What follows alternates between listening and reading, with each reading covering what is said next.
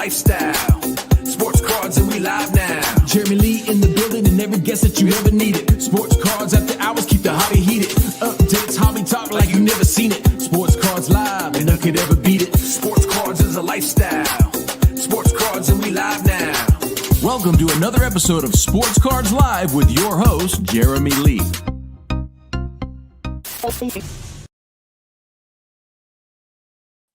What is up, everybody? Welcome to episode number 320 of Sports Cards Live. It is Saturday night, July the 11th, 2026. My name's Jeremy Lee. I am so happy to be here with you tonight. Guys, I will be back here tomorrow night. Fanatics Weekly Auction Ending Watch Party is back here on the channel, also streaming live to Fanatics Collect Originals. We got a giveaway going on tomorrow night, by the way. Those of you who are here early enough to hear this, we're doing a $200 giveaway for a card worth $200. Don't know what it is yet. We're going to buy it tomorrow, and someone in the Fanatics Collect audience is going to win that. That is tomorrow night. You can also watch it here on YouTube. Guys, Leighton Sheldon will be joining us shortly, and he's always looking to buy your vintage collections. Reach out to Leighton at justcollect.com. His company, Auction Wire, his and his partner's company, Auction Wire, great sponsor here of Sports Cards Live. Go to auctionwire.ai and you can use promo code SCL for 60 days of free trial. And I'll just let you guys know, go watch the Midlife Card Chase over on the Sports Card Clubhouse. Greg and David did a great job talking about Auction Wire on that this morning. Guys, Mint Inc. does still deliver the ultimate hobby experience from live whatnot streams and auctions to grading breaks and 2 full retail stores in the greater Toronto area. They do it all. They're buying collections 7 days a week. Click the link in the description below. Use promo code SCL5 to get 5% off your first purchase. Shop online anytime with worldwide shipping. Mint Inc., where collecting comes to life. And guys, the Front Row Card Show is in Seattle, Tacoma this weekend, July 11th and 12th with 480 tables. Visit frontrowcardshow.com for more show dates and locations. And guys, how about Mr. Minty? Grading is expensive, ties up your time, money, and assets when you can get it. Get it right with Mr. Minty, offering a full line of 100% substance-free. Let me repeat, 100% substance-free and pre-grading supplies, grading preparation, evaluation services, concierge drop-off and pickup with PSA and BGS, all designed to help collectors save time and money in the expensive grading process. You can meet Mr. Minty in person coming up at Fanatics Fest, the West Coast Card Show, and the National in the new dealer section upstairs. For more information, go to mrminty.com. Save 20% on products using promo code SCL25. Happy collecting and keep it minty. CIA Auctions, guys. The July auction is live. It's amazing, and it ends tomorrow. Visit collectorinvestorauctions.com to register and bid for their monthly auctions. And if you would like to sell cards on eBay, you want to skip the hassle, reach out to me directly. I am the Prairies Provinces affiliate in Canada for Slab Sharks. Reach out to me directly. You can DM me, jlee_sportscardslive, or email me, jeremy@slabsharks.com. This episode is also brought to you by Upper Deck, the Sport Card Expo, Inferno Red Technologies, comc.com, and Card Ladder. We have a Card Ladder affiliate link in the description below. And guys, these episodes are available on podcast, Apple, Spotify, wherever you listen to your podcast. Leave a rating and review. It's all free.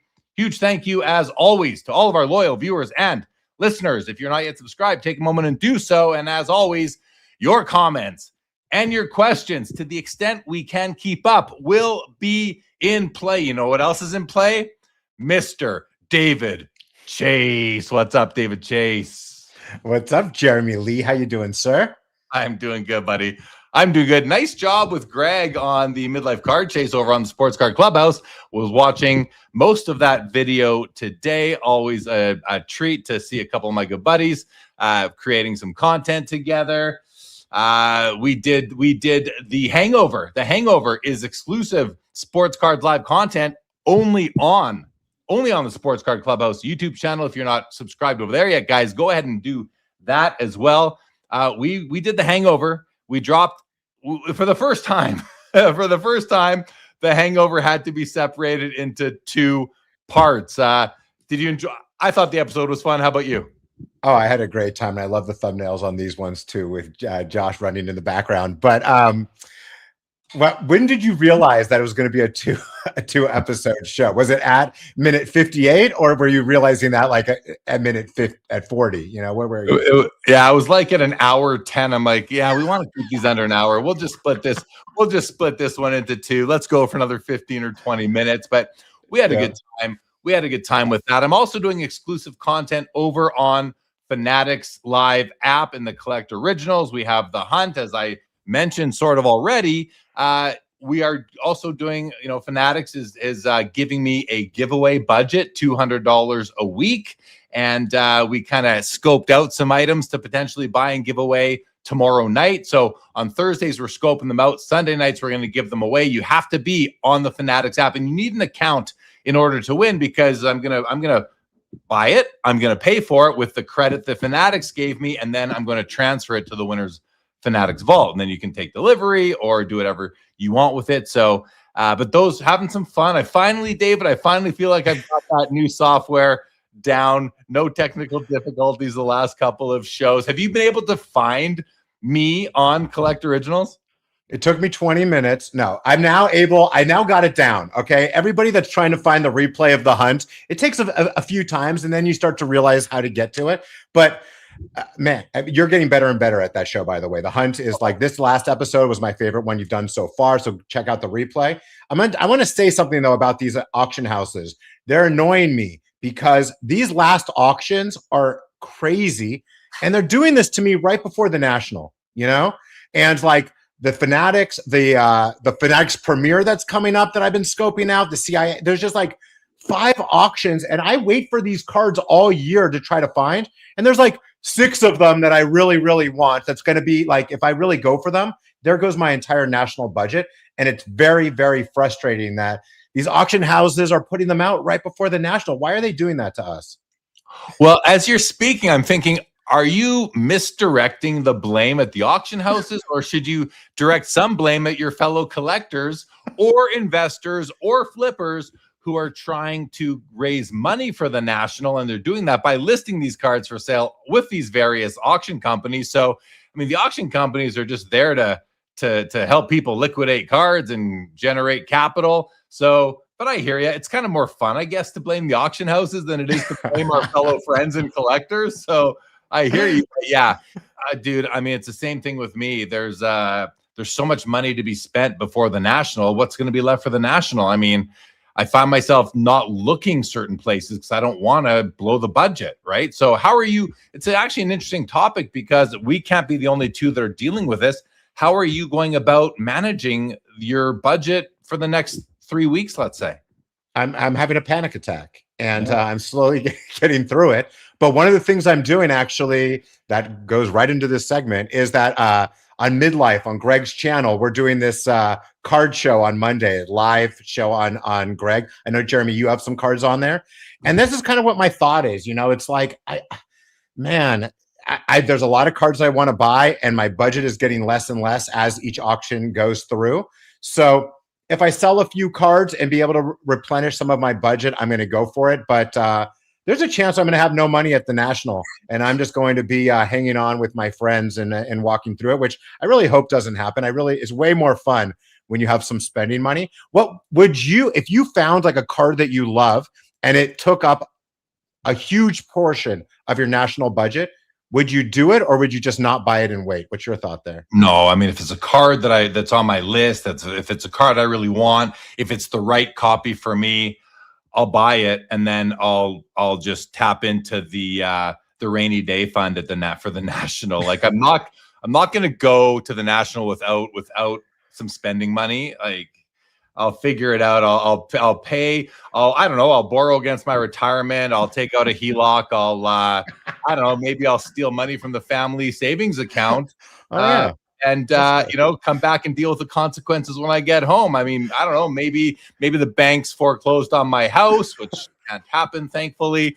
Maybe the cars are no longer in the driveway, which also I don't think can happen. They're outright owned. So I don't know. I think I'm pretty insulated from any real repercussions, but but I'll figure it out, buddy. I'll figure it out because I can't. Okay, I'm not going to the National and not buying cards. It's just I mean, there is a part of me. I mean, there's some cards that would be like the largest purchase that I've ever made on a card that are at auction right now that I am in love with, and it's just scaring me a little bit when I think that way because I'm like, that's going to really make the National not as much fun. So if I sell some cards on Monday, great, and if I don't, I'm going to have a smaller budget than what I would like, but no biggie. I can live with it. Yeah, and the cards that I sent to Greg to showcase on the Monday night live stream on Midlife Cards, Midlife Nation, the Midlife Card Show. Check that out, everybody. They're cards that I went through my PC and I was like, okay, what cards am I not as in love with today that I loved when I acquired them? And I came up with 7. You'll see them on Midlife Show on Monday. And they're cards that if they don't sell from the Midlife Card Show, which I don't necessarily expect them to, but it's fun to participate, then they're coming to the National with me and they'll be trade bait, or I'll consign them to somebody to sell for me from there, and pick up that money later to, I don't know, help pay off whatever debt I incur while I'm at the National. So it's fun. I love Greg's idea, by the way, for the Midlife Card Show. I think episode 7 of Sports Cards Live, going back to like May of 2020, was basically a card show, except that I had a whole maybe 7, 8, 9 different people. Each person would come on for like 3 minutes, show cards, and I'd move them to the back room. I'd bring on someone else, show them for 3 or 4 minutes showing cards, and all these guys sold a bunch of cards that way. And this is before Whatnot was even a thing. I did that way back, and Greg's definitely doing it differently, and I love how he's doing it. It's probably a big improvement for what I did years ago, but I love the idea that he's doing it. I think it's great, and I even heard, I watched him talk about it this morning when I was watching Midlife Card Chase, talking about what's going on. So I think he's got a great approach with that.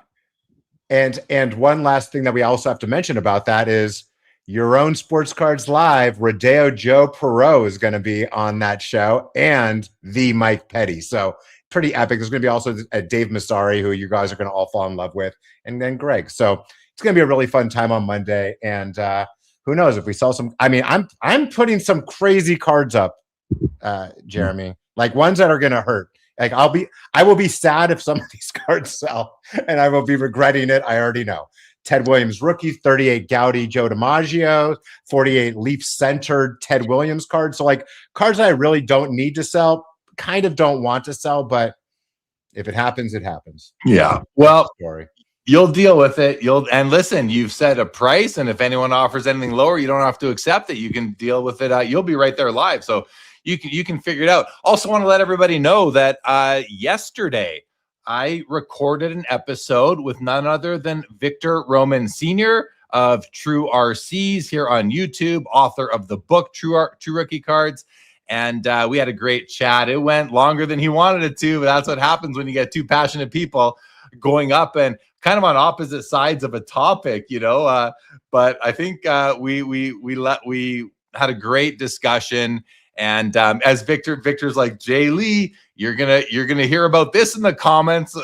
Some of my strong takes. I was like, bring it on, guys, bring it on. Come at me with your rebuttals to my comments. Not that I think that I'm right, just that I'm right for me. That's like, we can all choose to collect how we collect, but looking forward to that. The Steve Taft interview here on Sports Cards Live has been very popular. A lot of people have watched that, so hope everybody has enjoyed that, and we'll continue to watch more and more people will continue to watch that. Okay, what else? Oh, and Enter the Inferno, the live production that I'm teaming up with Inferno Red Technologies to host at the National on Saturday, 3:00 on the main stage, is coming along. We've started the interviews with the final 6 contestants as we narrow it down to 3 or 4. So that is coming along. And oh man, I'm not even looking at comments yet, but I see I've got 51 new ones since I last looked. So we'll go through some comments shortly, guys. We've got, okay, so here's what's in store for tonight. We have an action-packed show tonight, guys. So it's going to be me and David here for the next 15 minutes. Then We are expecting Darren Rovell of Collect, CLLCT, the Bob Boozle enterprise. We're expecting Darren Rovell to join us in about 15 minutes. And with him, we are going to talk about these, remember the fractionalized company collectible, which is defunct now, or at least it's not operating. That company was sold to a gentleman named Phil Newman, is my understanding. He acquired the company, the assets, and the company had shares in many of these assets, if not all of them itself. So he acquired all that, and a lot of investors are left feeling they're holding the bag. They don't know what's going to happen. Well, he is now consigned these cards over to Heritage Auctions. They are up in the preview, and those cards are slated to start selling, I think, as early as this weekend, as late as through early August. I think some will even be on display at the National. Darren Rovell is going to come on. We're going to talk about, I got a lot of information to share about that. We're also going to talk about the sort of Franken card, Honus Wagner T206, that is up for auction on Love of the Game. That is consigned by Keith Olbermann, formerly, I believe, of ESPN, a very experienced collector. We're going to talk about that. And I mean, it's, CGC has slabbed it as authentic restored. Anyway, that's a really interesting case study as well. So we're going to talk about those things. But you know what? I mean, what's also interesting, this is kind of this is big news, but there's not a lot to talk about it except to just acknowledge that Upper Deck has re-signed Michael Jordan as a legacy partner, re-signed him to their, to their spokesperson roster. And it's pretty big news, actually. There's been a lot of like, people, some people I've heard chatter hoping that Fanatics would get Michael Jordan, or Fanatics would buy Upper Deck. And, in talking to people there, Upper Deck's not going to be sold. Michael Jordan's not going to sign with Fanatics. He is with Upper Deck now. So I actually asked Upper Deck. I asked Jason Moshra, president of Upper Deck. I said, what does a legacy partner mean? I'm seeing everybody talking about it, but no one's, I think I'm the only one that asked the question. What is a legacy partner? Why is that interesting to us? Why couldn't they just tell us that they signed him to another term and he's still with them? But they said they've agreed to bring him on as a legacy partner. So I said to him, I said, what's a legacy partner? And I'm going to share the response, guys. Here it is. This is the summary. Number one, a spokesperson who has been a large part of the Upper Deck legacy. In Michael Jordan's case, he has been exclusive with Upper Deck the entire life of Upper Deck Authenticated and almost the entire life of Upper Deck as a company. Number two, it's a legacy partner is a spokesperson who is involved in the curation and creation of product development, which shapes their legacy in collectibles. And number three, a legacy partner is a spokesperson who actively partners with Upper Deck to combat counterfeiters, forgers, and infringers. I got to tell you, those first two are lovely, but that third one I really like. I really like that third one. And that's just, I think, a sign that Michael Jordan cares a lot about his image, his likeness, his name, and what he's doing out there. So congratulations to both Upper Deck, my friends at Upper Deck. Congratulations to my very good friend Michael Jordan on signing on as a legacy partner with Upper Deck. And yeah, I mean, any thought, David? I don't know if this interests you at all, but what are your thoughts?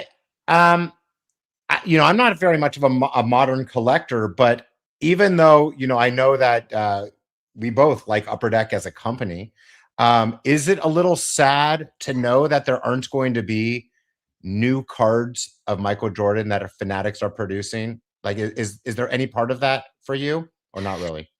Not really. What I like about, I mean, I don't know. Michael Jordan cards are so expensive, so I'm not saddened by it. I'm not saddened by it at all. I think that the Michael Jordan investors, collectors, people who have turned into investors just by virtue of having so much value in Michael Jordan cards accrued during ownership.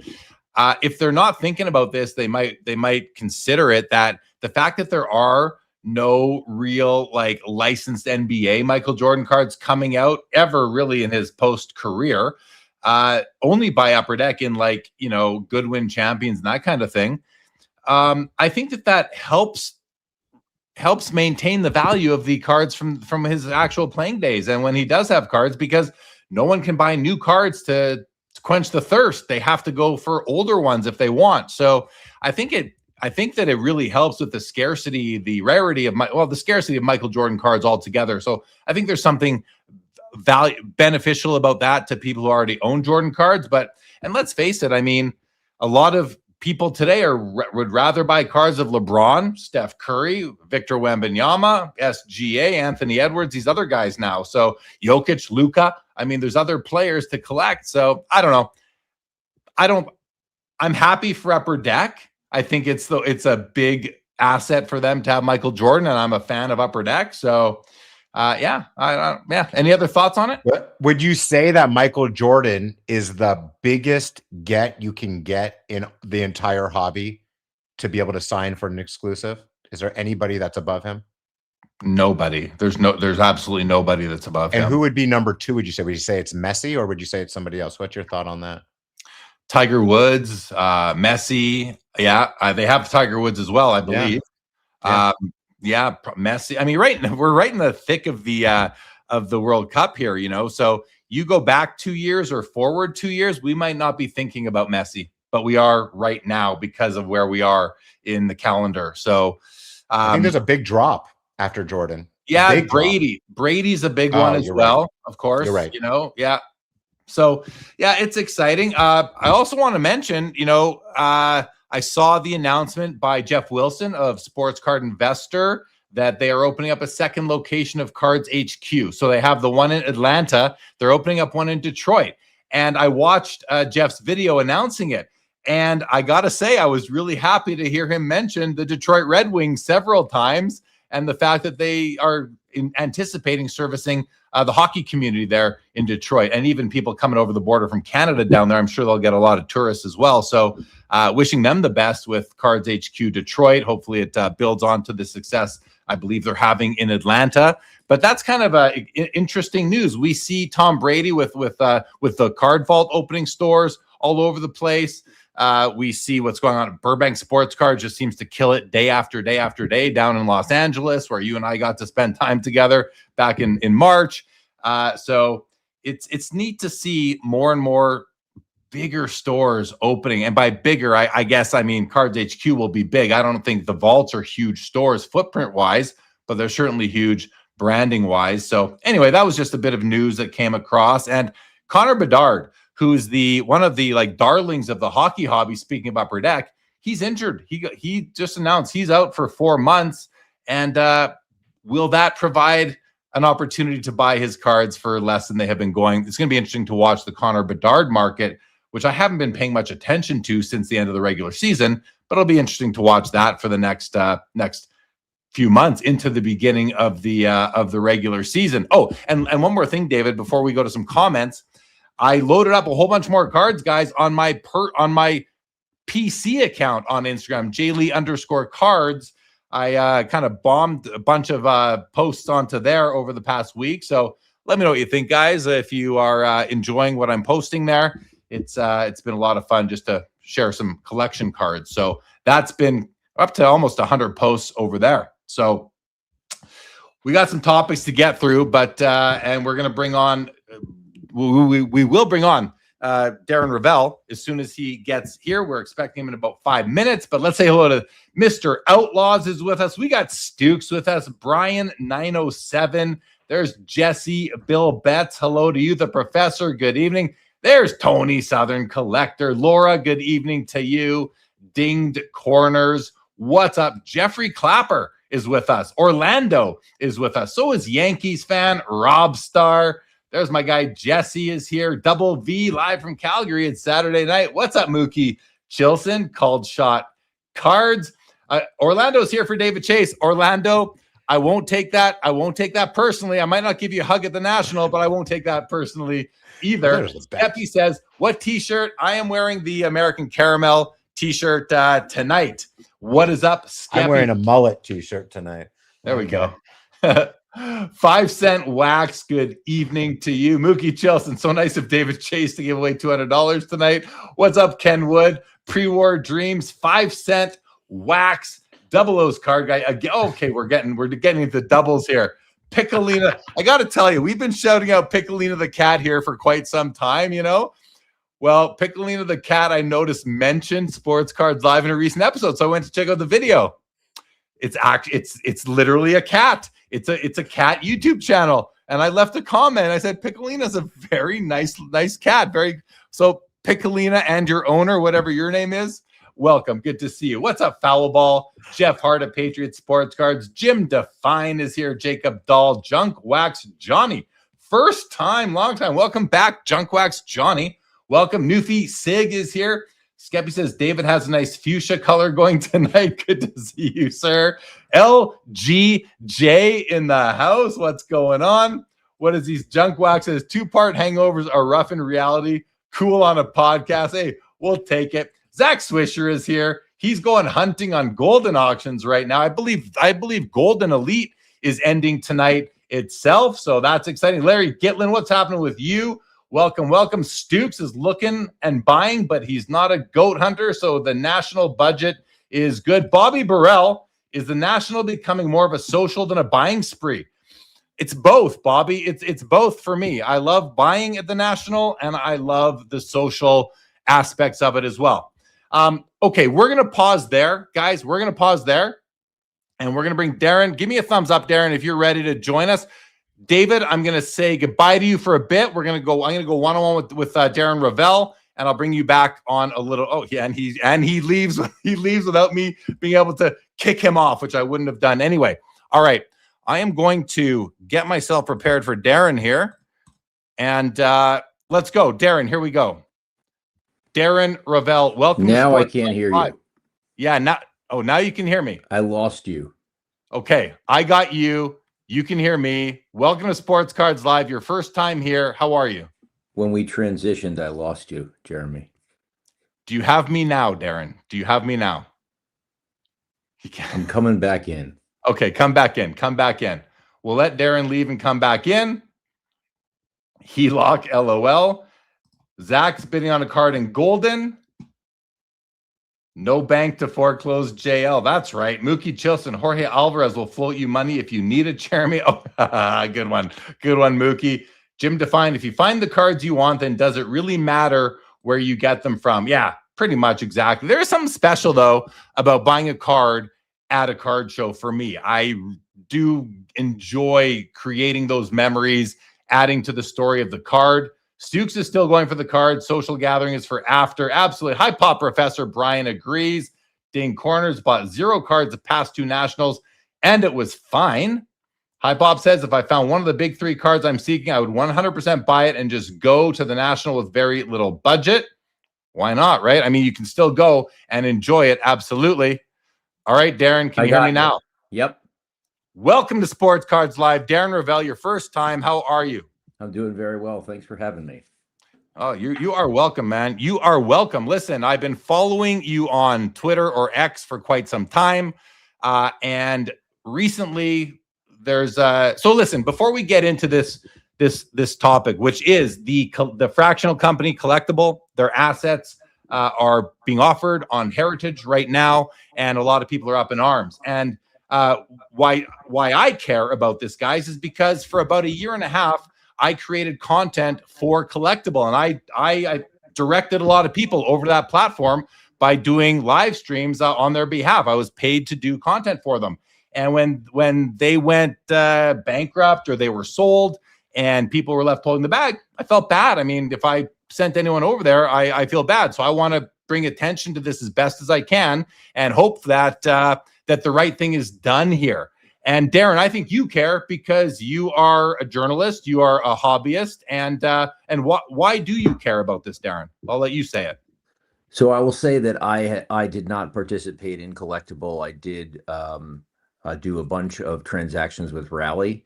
I sold things to Rally, and as principal, every time I sold things, I never sold. If I sold the whole thing, I at least bought back 10% of it. So in other words, it wasn't like I didn't want to say, oh, I sold this off, and I wanted to have faith in the fractional in the fractional business. You know, the collectible thing for me is just as a journalist, you know, there's not that many people in this hobby, or there are not many hobby journalists that hold people responsible for what they do. And, you know, maybe I'd like to think that my career has been defined by not being scared to do things. Um, and so this situation with Philip Newman, I think, listen, if you go back to collectible and the way that they were structured, there were several things that in the way that they were structured that made it easier for him to do what he has done. And essentially that is to become the trustee to buy these assets out without buying out the entire percentage of them. So the way this is working now is he owns the small piece that collectible owned. And obviously there's a whole bunch of other people that own more, sometimes the majority, but he does have the technical right to bring them to sale. Now, where I've been really careful is on X or Twitter. I have said he has the technical right, but is Heritage being ethical? Are they doing their duty to collectors by allowing these things to be sold? I've reported that Phil Newman got a $5 million advance. In fact, he at one point got a $10 million advance from Golden before Golden realized I can't do this. But Heritage gave him the advance. Heritage, the way they look at it, apparently, haven't talked to them because I reached out, but they haven't talked to me. The way that they think of it is he has the right to sell it. And I don't think it's that simple. I think that, you know, if you have a heart for the collectors who pay money for all your stuff, $2 billion a year you're bringing in from collectors, I think at some point you have to do what's right. And the fact that there is not an arrangement now, and things sold yesterday and are selling tonight, and there's not an arrangement to get those collectors their money back, and when people go to the collectible app, they don't even know what percentage they have, and it doesn't seem like there's any mechanism. I just don't know how you, again, given in the scheme of things, the $2 billion that collectible, you know, sold last year, this is a Heritage. pimple. This is a pimple. Why would you possibly be this dumb to, and hey, maybe I'm wrong. Maybe people won't, maybe they'll only lose the people who, if he doesn't pay back the money, you know, they'll lose those people. But I just think it's a bad move. And I think I'm just using my voice, nothing against Heritage, but I'm just trying to use my voice to say, I don't think this is fair. You thanks for those comments, Darren. And you jumped right in. So I'm just going to kind of round out some context for people who may not know some of the background. And then I'm going to share with you of some communications that I've had. I'd like to get your thoughts on them as well. But Collectible was sold to Philip Newman. He acquired the company, and in acquiring the company, he acquired the shares of the fractionalized asset that the company owned upon IPOs. So he owned the company and the shares of those assets. He then basically shut down the website, the app, and people could not access it. And then the crazy thing is he had a store in New York City with all these things in the window. Oh, really? Yes. Yeah. And Justin Cornett, one of the guys who had he saw it in the window. And, you know, I mean, that was crazy. And it said, you know, it was for sale. He was selling these things. So that was the next step. And then no one heard. And then I think Cornett settled with him because he was the only guy who sued. And then no one heard anything until they heard that Newman was shopping this around to Golden and Heritage. Yeah, I had heard that he was shopping these around privately under NDA. I also heard Justin Cornett, who's a great collector, sued him, settled, and signed an NDA. And then, you know, I've talked to a lot of people about this in the last couple of weeks, Darren, and I don't know Phil Newman, but a lot of people I've talked to have said that this is one sketchy individual. I'm just repeating what I heard. And what is the point of an NDA with Cornet if there isn't sketchiness going on? I don't know. I reached out to Heritage and I let them know that we were going to be talking about this. And I asked Heritage several questions. I'm going to read you the questions that I asked. I'm going to share with you the response. But I asked them I said I'd appreciate thoughts on the following: approximately how many items in the upcoming auctions previously appeared on Collectible's platform. I asked what due diligence did Heritage perform to satisfy itself that the consignor has clear legal authority to sell these items, which apparently he does. Can Heritage provide any information about how these consignments came to them? Did Heritage have any communication with parties connected to the Collectible bankruptcy or the platform before accepting these consignments? I asked, has Heritage received or investigated any ownership claims relating to these items? I asked, is Heritage comfortable that former consignors, fractional investors, or other interested parties have no legal claim that would affect the sale? And finally, I asked, is there any additional information Heritage would like collectors to know about these consignments? And here's I'm going to share the meat of the response that I got. I'll share it on my screen. This is they sent it to me. I'm sure I can. Was it from a PR person, or was it from Chris Ivy or Steve Ivy? This is from Chris Ivy. Okay. This is directly to me from Chris Ivy. Rob Rosen was on the email as well. So I'll share it. And the little bit of preamble here. Thanks for reaching out. I'll see you at the National. But this is the interesting paragraph here. I will read it aloud. It says, regarding your questions below, we appreciate you letting us know you are covering the sale and discussing some of the offered materials. It is Heritage policy not to provide information about our consignors. As I'm sure you can understand, we have an obligation for all consignors to treat their information with the same high standards. To that end, I cannot provide you with any details about the consignors to the sale or give any details about the consignment process. With that said, I'm happy to confirm that Heritage has a know your client policy that is best in class in our industry. And then this next part is bolded. Because of our rigorous due diligence policies, we stand behind the title of every lot that we offer at auction. For this sale, I can share that we conducted considerable additional efforts to ensure the integrity of our sale, and we found nothing to indicate that our consignors are not acting in full conformance with all applicable laws or governing documents that apply to them. We conduct due diligence not only on our consignors, but on the lots consigned as well. Our bidders work with us because they trust in our offerings, and we provide every buyer with the confidence that our due diligence processes provide. There's no one here suggesting that they don't have title to the items and that Phil Newman doesn't have the right to sell them. That's not what we're talking about here. We're talking about, should they be selling them? Well, we're talking about should they be selling them, but we're also talking about, because Darren, one of my understandings is that the investors have no way to recover their funds if Phil Newman owns them. So if he sells them and he sells them on Heritage, which is probably a great platform to sell them on, he may realize some great proceeds, but there's no mechanism for him to distribute them to those investors. Now, there has been, you reported, Darren, I think it was just yesterday, you reported some new information. And before you speak to it, I'll put it on the screen because right here, this is Darren's tweet yesterday. Why don't you talk about this? I won't read it aloud. So this was a letter that went to Heritage, basically saying that we're requesting that you hold the proceeds of whatever the collectible assets are that sell yesterday and today, until it's more clear what's going to happen. And this is on behalf of, we have no idea what's the qualifying class here or who's participating in this, but at least it says clients. So assume that there's a couple people at least who have something in collectible. Now, why would Heritage comply to this? I don't know. I'm a little bit surprised that there wasn't another lawsuit that stopped the sale, because now we're at the sale. I mean, your power is if you can get a summary judgment or some sort of injunction that would stop the sale.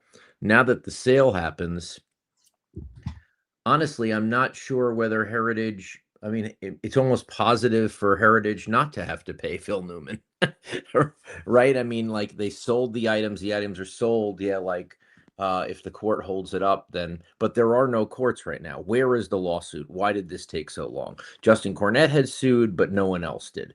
So I kind of wonder if it's too late at this point, because it's like, a lawyer just writing a letter saying, please hold the proceeds? I think Paul Lesko has something going on. He wasn't able to join tonight, regrettably. He did want me to send his regrets that he couldn't join, but he's got something going on as far as trying to corral these proceeds. I don't know if that'll do any good. The other thing is that I just wonder, like, it is a little bit late if these items have been bid on, won by people, and if those people have gone to pay for them.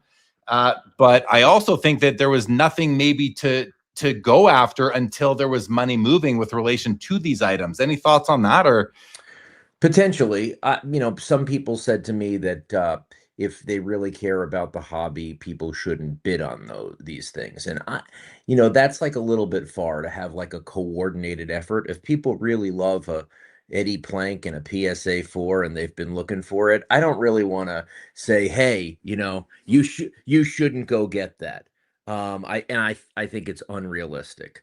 That the actual money flows, that there's an actual sale. It's hard for me to believe that would have been a strategy. I think the better strategy would have been to try to get these things not to sell. Yeah. Let's talk for a minute about the other event that happened on the way to Heritage, which was these collectibles were offered to Golden Auctions, to Ken Golden and his auction company. And upon first taking them in and then learning that these were the collectible assets, Ken basically said, I don't want anything to do with these. I spoke to Ken mid last week and I said, hey, we're going to be talking about this. Do you want to come in and talk about why you didn't take these items onto your platform? And he basically said, let me think about it. But I don't want to put myself in a position where I am speaking poorly of a competitor. And, so he made the decision, and we know he made the decision. So I think that's enough of a comment as to, this isn't like Joe Schmo's auction company got it and they made the decision. Heritage can say that someone who is in the sports card industry, sports auction industry, on the same level as them, chose differently. That's it. Well, that's what happened. That's exactly what happened. And they obviously passed it through their legal. Heritage being a huge global business with, I'm sure, a great in-house counsel, found a way to bring these things on. And but I just don't, Jeremy, I just don't understand, given how it is such a small little thing. The fact that we're even discussing this tonight is so unnecessary.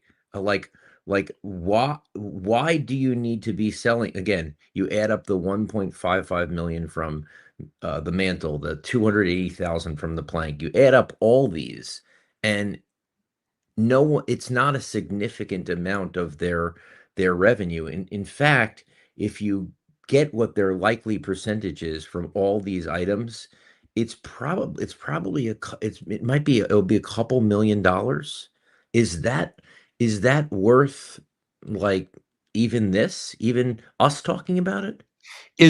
But yeah, I hear you. And it's a good, I was told there's approximately 130 assets totaling about 20 million in value. Okay. So $2 million is what they'll make off this. Is that worth it? Yeah, it's a good question. I don't know, but I'm also torn because on the part of me feels like for the investors who might be left holding their bags, their empty pockets, this might, like, converting these assets to cash might be their only chance at recovering. Here's the problem. Don't forget who you're dealing with. You're dealing with Phil Newman, and Newman is going to say, well, I had all these legal costs and this and that, and then I had these costs, and then I had these costs, and ultimately, yeah, we'll figure out what you're going to get, but it's going to be about 5 cents on the dollar. Who is Phil Newman, Darren? Do you know who this? I don't know who he is. Not many people know. I tried to get to talk to him forever. At some point, he passed over. The person who was conducting was owning all these assets. Was a former hotel concierge. At every step of this situation over the past 2 or 3 years, everything has been weird, strange, sketchy, you know, and had the appearance of fraud the entire time. Yeah, I was in talking to a few people. I sort of asked, why are people skeptical of Phil Newman? And well, there's two reasons I got. One, there's been no communication from him to anybody who's tried to get a hold of him, and there's no mechanism for him to distribute the funds. You know, I did receive a message from somebody, might have had sort of some inside information, and I'm going to I'll read what I heard, but I'm going to keep this source confidential per his request, his or her request. But he basically says, you know, I don't know anything more than anyone else, just that Phil guy has been ignoring calls from collectible shareholders and is selling the items, seems to have zero plan to pay anyone out. Some he legally has cut, some he has legal, sorry, it's a bit of a grammar issue. I'll just read it as it says. Some he legally has custody of the assets. I guess Heritage is saying it isn't their problem what he does with the proceeds, but still so scummy. I believe Golden was offered all these items, but said no once he was made aware they were from Collectible. So that, you know, I did speak to a few other sort of investors in the app, and one person sent me the last communication they received from Collectible, and that came November 14th, 2024. Yeah, which was on the closing. But this guy basically said, you know, here's the last communication I received from them. I've inquired about my shares to their customer support email several times since and never received a response in over 1.5 years. Would love to hear from anyone at Collectible. I think it's only Phil Newman, though, at this point, especially if the assets they've held for over 1.5 years are now being sold. Will they distribute the sold value to the rightful owners based on the number of outstanding shares? I'd love to find out more. Please keep me posted. It doesn't, by the way, it doesn't seem that what he did should be possible, right? It should not be possible for someone to be the trustee of the assets. Fine, you bought Collectible, you get the percentage that Collectible had in the item, but how could you sell something that you don't own the majority of? That just in principle doesn't seem right. Now, by the way, I've reported all the time about a museum that goes bankrupt, and a museum that goes bankrupt and you have it on loan, you can lose it. Then, you know, you can once that happens, the loan agreement doesn't mean anything. I just think that the way this is set up and the stringency that Collectible, that Rally, that all these fractional groups went through, and what the SEC required of them, it just seems strange that there weren't protections even in the sale. Yeah, this is the thing. You felt secure because this was regulated, and the regulations did not help you, and there were fees involved that you had to pay because of that regulation, and that did not help you, or at least the price per share went up because of that, and it did not help you. And any Joe Blow apparently could have bought the company, because Phil Newman has companies upon shells. You know, I guess it just came down to he was able to pay the price that Collectible was willing to accept. Well, I've heard in my discussions that there were other offerers, and my question is, why did they sell to this person if he's so shady and sketchy? Why would they sell to somebody like that? It must have been, whether it was cash or whatever it is, it had to be the best deal. It had to be. And when you're going down, you don't really have concern for, you know, other people. I just wish this could have been done better. Would it have been possible to say, okay, Phil, you're buying Collectible, you get the percentage of the assets, let us pay you out, right? So you buy all we got to get these whole, we're responsible for the whole piece. So if you want to buy Collectible, we'll let you buy the pieces, and you can let that value soar, right? But you can't buy everything because you don't own everything, and you can't control everything because you don't own everything. Yeah. I put out a call on social media to just an open call to let me know if you had any information to investors, consignors, and I probably heard from a dozen people, and it was a common theme. Haven't heard from them at all. But the other thing I realized is that there were a lot of people that did invest in these fractionalized assets. And question for you, Darren. Do you think was Collectible and Rally and whoever else, were they ahead of their time? Is there an opportunity for fractional investing to become a part of the collectibles hobby, or do you think that the experience that we're dealing with right now kind of ruined it forever? So you obviously need the SEC involved, which causes a lot of stress, partly because the items are relatively volatile, and by the time you work through the SEC, it's very difficult to nail, especially how things have gone up and down, the perfect price. The other main issue is it's just not liquid enough. It doesn't trade like the stock market. So the fact that you can put in a bid and ask and it doesn't get immediately filled, right? This isn't StockX. It doesn't get immediately filled. That was the problem, that it wasn't liquid enough to act like a stock exchange. So if you wanted to sell 50 shares into something, it would come back and say you sold 4 shares, and that's not going to work. So I think that was the main problem. I think the question is going to become, is there fractionalization, but not fractionalization for the masses? So is the next thing, hey, we're going to buy T-Rex, the dinosaur on the 14th, and 6 rich guys are going to take a piece of it.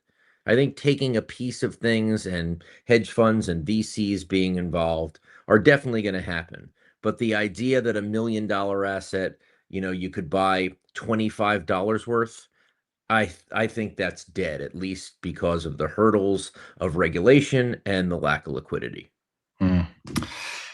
Yeah. I don't think it's going to be popular if it ever surfaces again, unless it's fundamentally different. And again, like I think you made a good point. When the SEC's involved, that just drives up the costs. And I believe one of the problems Collectible was having back when they were operating was the queue to get through.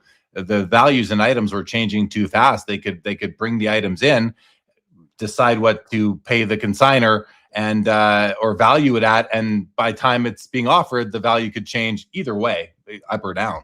If there's anyone who can get this done, it's going to be the guys who are the consignors who kept 30 to 50% of these items, and there were a bunch of them.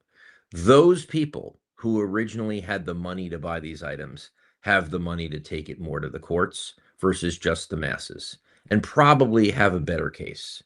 And so and if they are well-heeled, maybe they're more well-known business people who can hold Heritage's feet to the fire. I don't, the idea of giving this man an advance seems insane. But they have the right to do it. They're a private business. It'd be interesting if Heritage was public, how they would put in their risks, that they had to, what the risk of doing this was. But, Chris, I don't know if you asked the right question or whether Chris didn't answer it, but no one thinks that Heritage doesn't have title here. Everyone thinks they do. Again, it's not a practical question. It's an ethical question. Right. Agreed. And I would like to know what their conversations were with Phil Newman with regards to how the website is down. How much does he know about the percentage that everyone owns? Is that just not available now? Can he see a back end of it that's not on the website? Did he present anything to Heritage to make them believe that he was going to pay back collectors? Was that important to Heritage? Because Chris here says it's important that the item has title. Well, okay. Again, through some weird mechanism, Phil Newman, despite not owning these things, can be the trustee and he can sell them. Yeah. Not disputed. Not disputed. He has legal title, legal right to sell them. I think that's what it comes down to for me too. I also agree from what I've learned in my research that, yeah, there's nothing illegal about Phil Newman consigning these items to Heritage, it becomes an ethical question about, and really a reputational question, I suppose. How are people going to view Heritage for accepting these items? And it throws another light, just another angle when you know that Golden rejected these. Yes. They just want to have them. That adds a bit of a filter to this whole thing that isn't a great look, but they're comfortable. Now, I received that email from Heritage like hours before you reported on the letter that was written. And the letter, do we know who wrote that letter that you tweeted about yesterday? No, I assume it's someone who, what I just said, someone who has a large consignment and owned at least 30 to 50% of at least one item. Is there anyone to blame for this whole situation? Like, is it just, I mean, I don't know. Phil Newman seems like an easy one. You know, I wouldn't blame Ezra at Collectible. I would like to, he's a friend of mine and I think he's a good business person. I don't know how it went down the way it went down. Again, when you're just trying to save whatever you can and to try to sell a company, things happen. I would assume that in the bylaws, Collectible had the rights to be the trustee. And so when he bought, which makes sense, right? We don't own it, but we can sell it. And so he just bought what the rights were. And it didn't take into account that there was going to be a new owner who would go AWOL. So I don't know about that. Is it fair that we're blaming Heritage? I just think it's I don't think that the fact that these are selling means that it's going to be closer for someone to cash out. I just don't. And the fact that they're selling, to me, is the finality of this saga thing that should never have happened. Yeah. I share the same thoughts. I'm seeing some comment. I haven't been looking at comments, guys, but I'm seeing some comment. I'm seeing Ezra Levine's name, who was the CEO at Collectible. He's still in the industry. And I do know, because I have communicated with him, that he cares deeply about the situation and is trying to trying to do whatever he can to rectify the situation. So you said deeply, you sort of affirmed what I said. I listen, I think Ezra definitely cares about the company that he started, the idea that he started, that people get their money back. I think he believes that people are going to get their money back here in some sense. I'm just a lot more skeptical. Yeah, I'm with you though, dude. I think if they don't get their money back after this, it's over. This Phil Newman, from what I'm told, seems like a guy who can disappear if he wants to, or just not be found. So yeah, and people should come to me and you, and let's continue to talk about it, because we only have each other, in this hobby, and there's a lot of pressure to only talk about what you're getting paid for and all this. It's never been harder. And so I think the only thing that we can do is just continue to be the people that want to talk about this, because you never know when you're next. It'll be interesting to see what happens here over the next couple weeks. So Darren, do you know when the final items, like, I don't know. No, I haven't gone. I don't have the whole Excel document. I obviously know last night I was watching the mantle and the plank. I mean, we should go through at the end. I'll probably put together a list of everything and the prices. So we'll have an accounting of what everything sold for and how much these investments ended up being worth. Hopefully the money does get dispersed. Hopefully the legal letter that was sent to Heritage will cause Heritage to have to think about whether or not they disperse the proceeds to the consignor. I think they don't do anything until there's some legal action in the court. I don't think they're going to be threatened by a legal letter at this point. Do you think they'll hold the funds then? Do you think they would hold the funds from Newman until I don't think they would comply with just a legal letter without anything that happens in the courts. I think that someone better get really serious and on Monday file something real quick. Yeah. All right, Darren, before I let you go, I do want to change the topic and get your thoughts on one other item, which you've been talking about lately, and I'm excited to talk about too. And that is this this T206 Honus Wagner. This is the original form of it, Darren. I know you've been talking. This is what they call the die cut. This piece here now is now this. It's been transformed. It's been reformed, refabricated. You've been talking a bit about this on Twitter. Give us your thoughts before we let you go. Just keep it as the die cut. I mean, make it the die cut Wagner. Why do we have to take another card? I believe the other card was another Pittsburgh Pirate. Why do we have to take another card? We know that yellow is not the background, Keith Olbermann.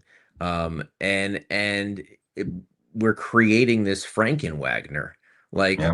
Is that what someone wants? Because hey, someone bought a half a Wagner and that was okay, and no one put that one back together. This what is the story of the person who cut it out? Like, but to say that that's the Wagner that should have never been is just so weird. It's so weird. Restored, in the art world, restored in the art world and the comic world are like, you can do that. You can't do that in cards. You can't restore a card. This is PSA would give this like an N9, not an authentic. Yeah. I do think it looks nicer in this form than this form. It certainly does look nicer, but I don't know. I would be interested to see among the only people that count are so someone said $3 million. I put 2.25 million, and a bunch of people called me and said, no way. It's going to be 1415. But what would it have been just as the cutout? I don't know. I'm in the 1.5 range. That's been my estimate as well. And then one thing that you were why would Keith say that he owned it though? That's such a negative. I mean, people don't like you, Keith. Everyone go to Twitter and read you can read the exchange between Darren and Keith Olbermann on there. But one of the things that the color of the background is not the color. It is not. And you mentioned that. And then Keith Olbermann responded with this okay, find here. me you can't find it on there. You can't. There is not one that looks the same color. Moreover, even the lighter ones, like this one up over here, or this one over here, or this one that looks a little more yellowy than orange over here, these are all solid colors throughout. Look back I know the card. Yeah, I know the card that they did it with. If you want to, oh no, it's not that one.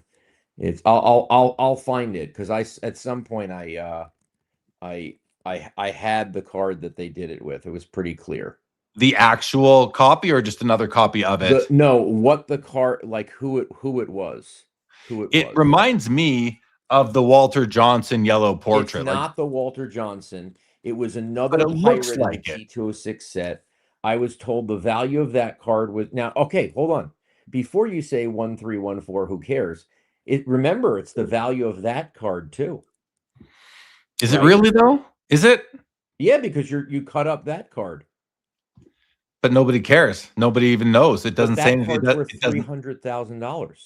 But it doesn't say on the CGC label. But what I'm saying is that's part of the in cost of this. Yeah, it's not just 1.4 net.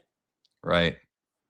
They had to buy that card. That card was worth $300,000, whatever it was. I got to go look at the Pirates in the T206 set because I thought I had the name and now I can't find it. And there's a good side by side of the kind of recognizable color of the Wagner versus this one here. All right, Darren, we got you for 30 minutes. Right? I got it. You want to pull them up? You want to pull up the one that they took it from?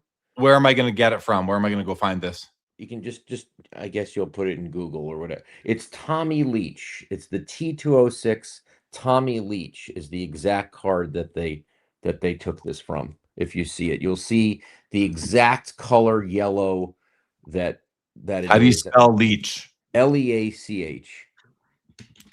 Tommy, Tommy. I'm not. Tommy Leach.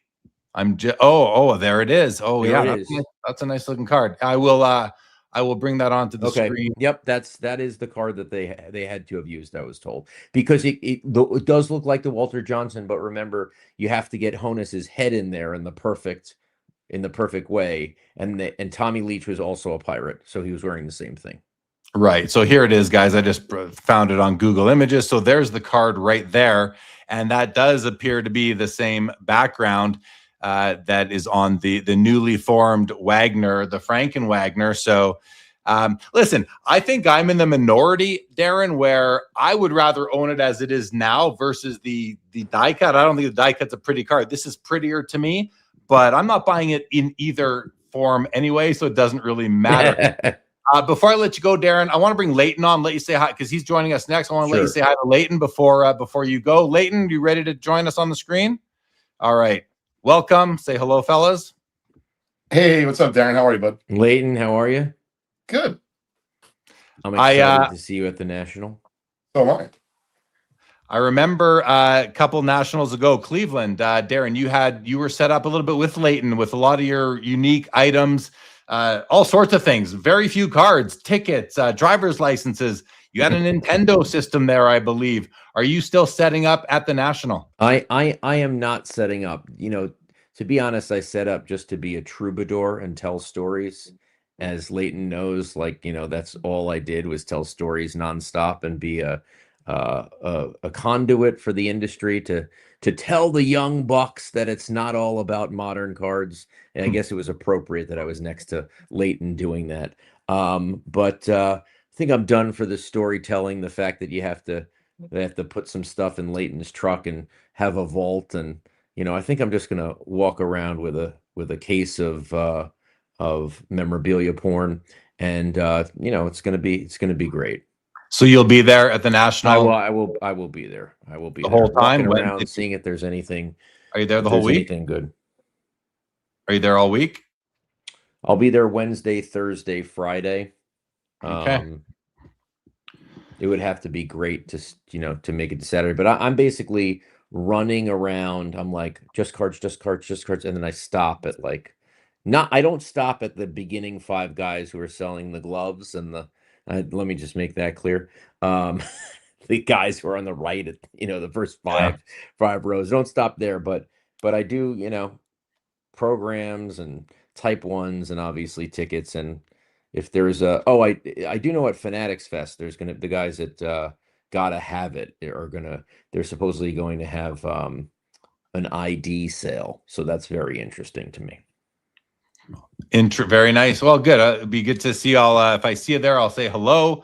If we run into each other, maybe I'll see you at Leighton's booth. Darren, before you go, David Snyder sent a couple super chats and wants to know, what is your favorite city in Texas? And he also wants to know, do you ever go to the Dallas Card Show? I have never gone to the Dallas Card Show. I do know that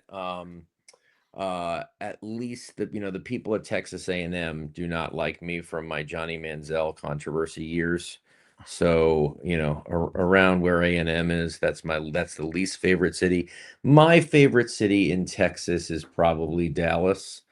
Not for a positive reason. I'm a JFK guy, but so I love being around where it went down. So, Dallas is probably my favorite city. There you go, David Snyder. All right. Well, Darren, if you need to run, go ahead. Yeah. If you want to stick around, we are going to talk about a couple of interesting cards, but I'll leave it up to you. Yeah, I got to run, but we'll be in touch on the list that we collect regarding what actually gets sold here. Yeah, maybe you come back on the show in August at some point and we revisit and recap and see how things fell down. Sounds good. Thanks for the forum, Jeremy. All right. Thank you, Darren. Take care. All right, Leighton, how are you, buddy? Good. How are you? I'm good.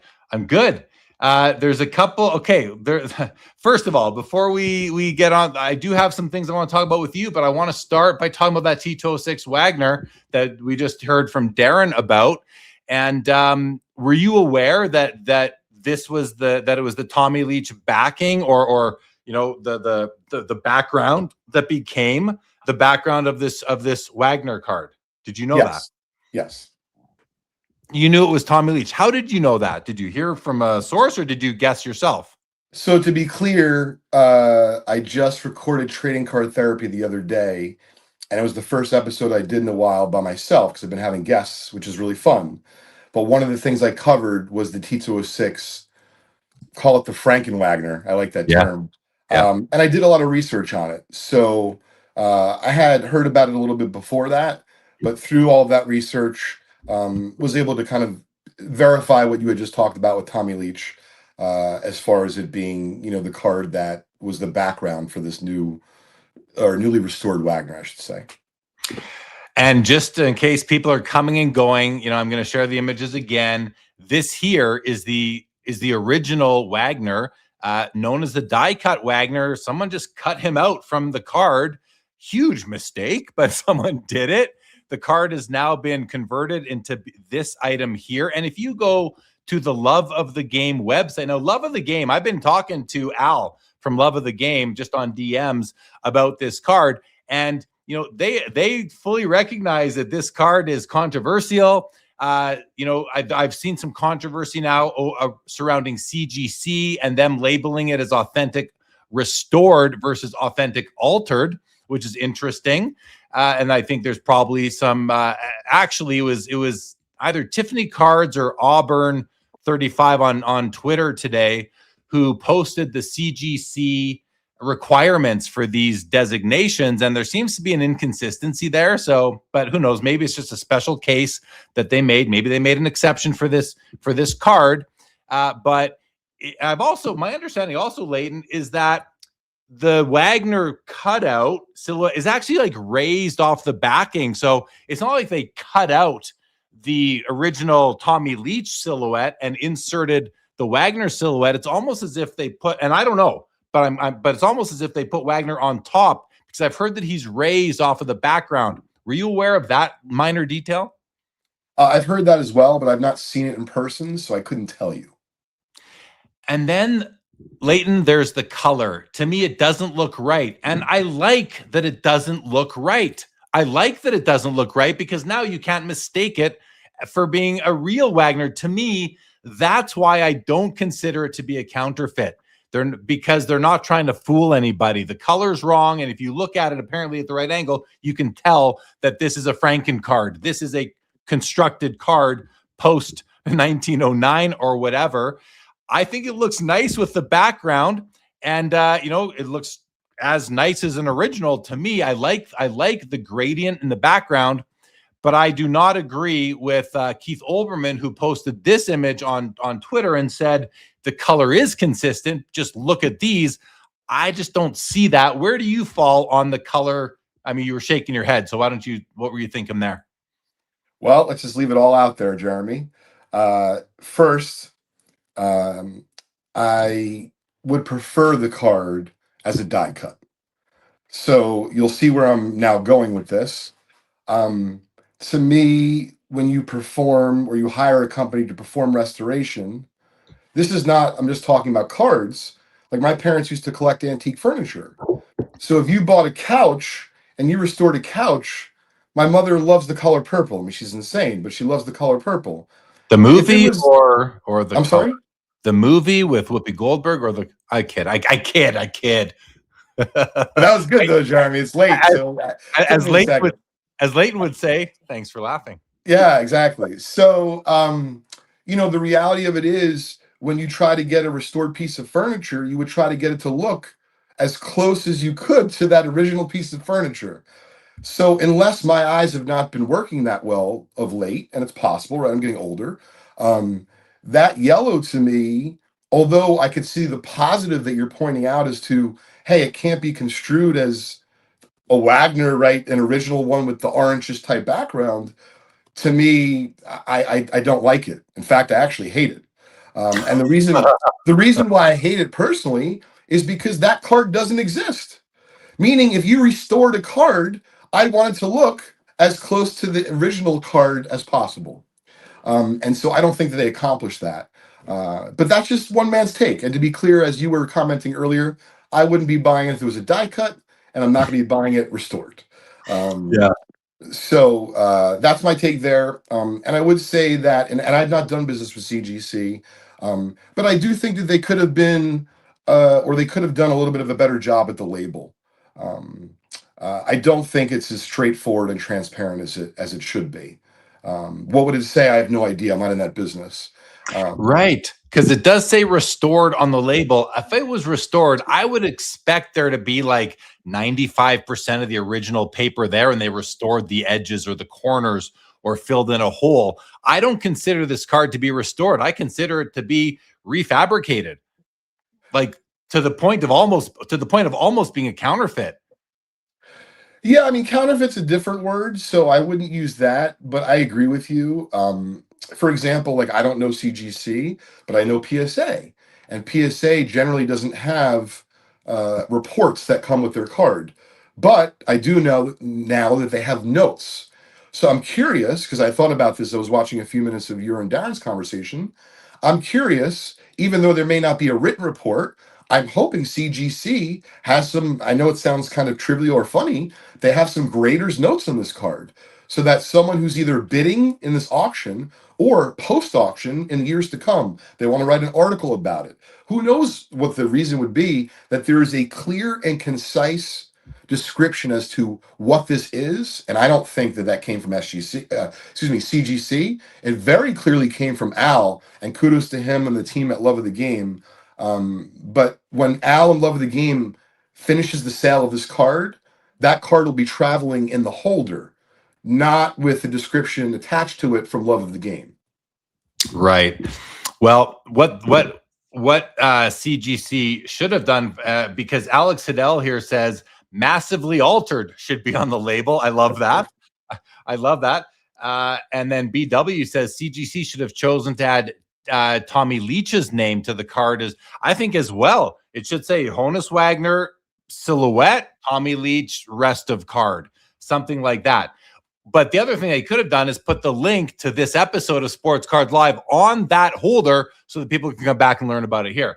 But the timing just didn't work out. The order of events did not allow for that. But yeah, I think listen, I think I like the new card, like despite the fact that that it's got all this sort of controversy, if you want to call it that, because at the end of the day, you know, the bigger controversy isn't just this card. I think whoever owns this card, if you do any research on it, you're going to be able to find some commentary about it and learn what it is. Maybe not, but I think, but the bigger conversation, I think Leighton, comes down to what is restoration. We've been talking about card cleaning, card maintenance, alteration, all these different approaches to changing a card, these different definitions, semantics. This is like the granddaddy of all cards has now undergone the most egregious sort of treatment. Where does that leave the hobby? What does this mean for the future of restoration, alteration, maintenance, refabrication, all these combination? And I don't know if you saw, so think about that for a second, Leighton. Now, I don't know if you saw this next image that I'm going to share. Not this one here. I'm going to share this now. And now this next image, I found it on Twitter, I think, if I remember. And I think this was from Tiffany Cards. I just want to give proper, credit to because this is not my image, this next one. This one, I believe, came from Keith Olbermann that we're looking at right now. But this next one here came from, I believe, Tiffany Cards or Auburn. They both kind of pop up in my feed all the time. I think this is Tiffany. Where does it end? Basically saying what they're basically saying here is that, well, what if you have an original Wagner and you rip it up into, 15 or 20 different pieces? You take each of those 15 or 20 pieces and you create a whole new roster of cards, like this middle column. This piece here becomes this card, et cetera, et cetera. Well, that's only the first layer, guy. That's the first generation. Like this is the first generation of the card, the original card. Now you rip it into 15 pieces. You got 15 second generations. What if you take let's go to the next level. You take all 15 of those cards, you rip them up into small little pieces. Now you got a whole third generation. It's like cousins and second cousins and third cousins. Where does it end? Oh, it says it right across the top. I literally thought, where does it end? That to me, this image here, I think from Tiffany. If this wasn't from Tiffany Cards, I apologize to the original creator of this graphic. But where does it end? I think this is the bigger question, and this is like a systemic sort of issue. It could become systemic in our hobby. So what do you think of this image, Leighton? And do you think that we could be moving towards something like it reminds me of, you take a $20 bill and you clip off a little bit of you take a hole punch and you clip out a hole punch out of, $100 bills, tape them together. You just manufactured $100. People could do that with a Wagner card here. What are your thoughts on this image and that thought of these generations of recreations? I mean, I feel like Pokemon's now had an impact on us, man. We're talking about generations and different, more, mutations. I'm with my son down the shore visiting some of my friends and their kids who are younger, and they're talking about mutations earlier in Pokemons. I feel like that's what we're doing here with this Wagner. But the joking aside, Jeremy, I don't know this. I'm not in that business, but there are other cards in the T206 set that have an orange type background. So I just don't really quite understand why the yellow was used. That really, that's my question, because I actually like the card. So I don't know, was it done? I guess that's what I'd like to find out is, was it done thinking that this will now clearly stand out and this is cool and it will maybe realize some extra money? I don't really know. But to me, when I see that card, this is what I talked about in my episode, which will drop Monday. I have an E95 Wagner in the office. That is closer to the yellow of an E95 Wagner than it is of any T206 Wagner I've ever seen. And I've probably seen in my lifetime, meaning in person, at shows, etc., easily 15 or 20 of them. And I've never seen a yellow Wagner like that. I'm with you. I haven't either, Leighton, but I have to say, this becomes the rarest of the Wagners. It's the only one with a yellow background, with a yellow gradient background. Hey, Jeremy, I have ice I can sell you in the winter also, bud. Wouldn't you know I'm in the market? I need some, and I'm in Canada. I need a new igloo. Yeah, I figured. But I mean, listen, it's made up of two authentic T206 cards. The most important part of the card is authentic. They just dressed it up in a yellow gradient background. So we don't know why. And I don't even, did Keith Olbermann have it restored or did he buy it restored? I couldn't really follow the sequencing there. Do you know the true history of the die cut? So I read it several times. It's honestly found it hard to understand, didn't you? It's hard to understand. And I read Keith's supposed, summary of it. I don't know. And I don't want to comment because I'm not really sure. Yeah. Oh, okay. Yeah. I don't know either if he was the one that had it restored or not. He talks about having it in a paperweight for decades, something like that.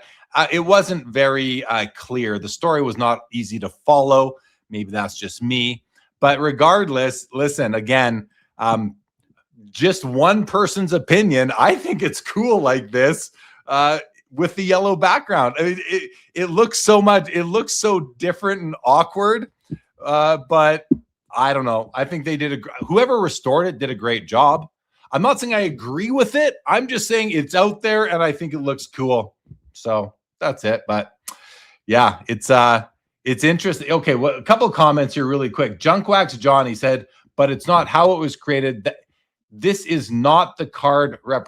Sorry, I think I'm mid-conversation there. So I'm not going to jump into the comments mid-conversation right now, guys. I can't follow because I haven't been able to monitor them. But so you're not a fan of the card, Leighton. I am a fan of the card. I wonder what, oftentimes a card's value, part of a card's value can be attributed to the story of the card.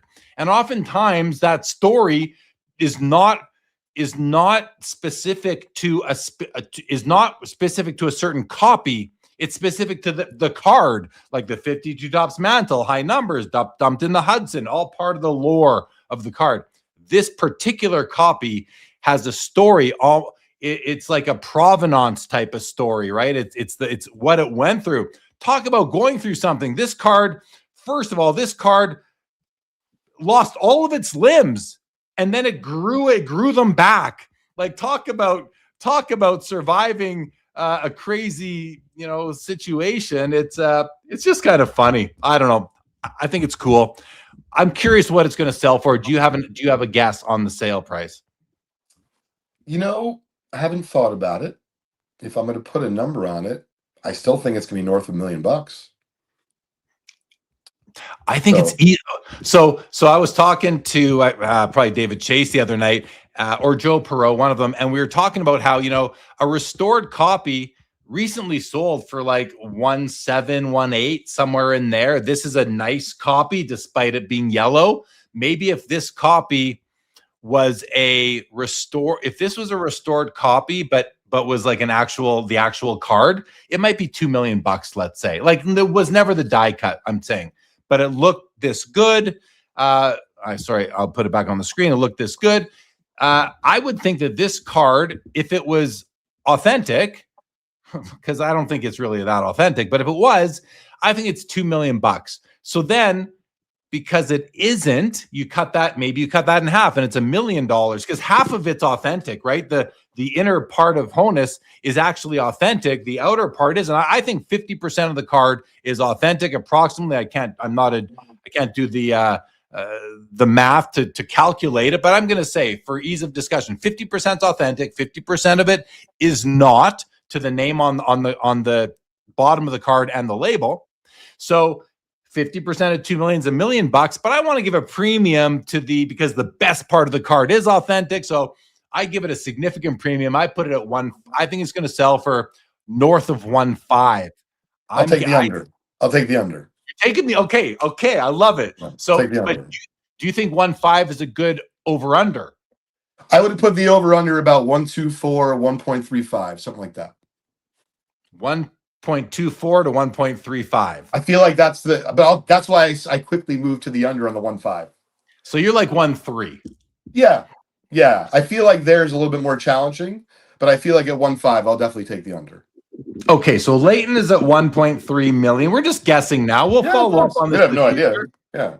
I'm going to say 1.55 because I'm going to go north of 1.5. And then we'll bring on. Okay, so in the chat here, Stukes is guessing 1.2. Junkwax Johnny 750. Orlando thinks 1.5. Yankees fan is saying $875,000. So we've got a few guesses all over in there the place. So far. Right. Mike Petty took the over. Mike Petty's taken the over of 1.5. Okay. Interesting. Bystander says over $1 million for sure. Interesting stuff. Yeah, fun discussion. Fun discussion, absolutely. There were two other. Actually, I'm sorry, Leighton, for not doing you the courtesy of asking if you have any topics to bring, because I have two other cards I want to talk about with you. No, I didn't bring any topics tonight because I knew you were going to be chock full. All right. All right. There's two other cards. Turn the air on. Hold on one second. Yeah, go for it. Let's let him put the air on. And Charles said 1.5 million himself as well. Stuke says, would the buyer restore it back to a die cut? I've heard people talk about that, Stukes, and say they would do that, but I don't think that'll happen. But it would be really interesting to see if it did. So, Leighton, the other cards that I wanted to talk about with you, there's two of them. Fanatics Premier just went live with its preview a couple days ago, and I believe the 5th ever 1948 Leaf Jackie Robinson signed card is hit the auction block. I haven't checked to see what it's at right now. I should do that. I'm guessing the card is on your radar. By the way, if anyone is using auctionwire.ai, by the way, SCL, promo code SCL for 60 days of free service. But if you're using AuctionWire, you've probably seen this card already. Leighton, what are your thoughts on the Jackie auto on Fanatics? And while you're speaking, I'll go bring it up and try to share it. So what do you think of the card? What were your thoughts when you first saw it on the platform? OMFG. Really? Yeah, like what the I mean, that's crazy. I mean, really, it touches all the right points, right? It's such an iconic card. There's only a handful of them signed. If you want to complain, I guess you could say it's not written from left to right. It's right. It's on the side.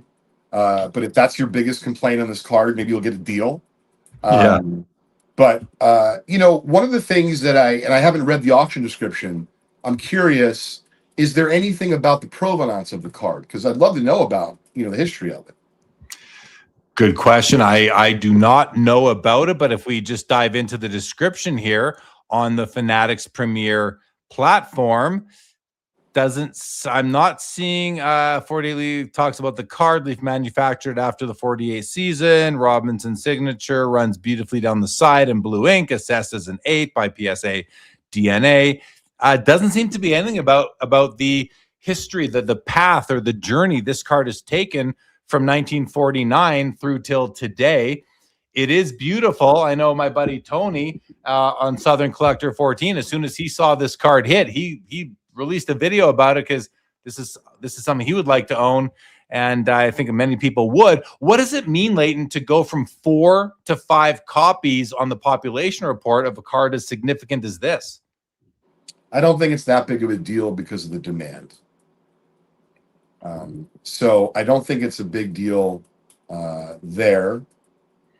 But I would say that if I was an active bidder, I'd be calling the auction house and I would ask them, do you know anything about the history of it? And I'm not expecting or thinking that they would know its lineage from 1949 on, but like, did you get it slabbed yourself? Did the person who consigned it, do they know anything about the card? I would want to know more before plunking down that kind of money on something that's is such an important item that comes up infrequently. Provenance is really important to me, not just in cards, but when buying memorabilia or autographs. And I am curious behind it, but other than that, no, it's an incredible piece. I just like to know how it came to be, if possible. Yeah, I think a lot of people would like to know that. Absolutely. Yeah, I think it's an incredible card. Any thoughts on what this thing could sell for? I know, we're playing that game tonight, Leighton, but it's at 400. Sure. It's at 480 plus 96, which is actually, it's already at $576,000. Do you think this thing? Oh, I'm seeing 3 million from Double O's card guy here. 2 questions for you, Leighton. What's your guess on final price? Just a guess. No, we're not gonna. No one's gonna hold you to it.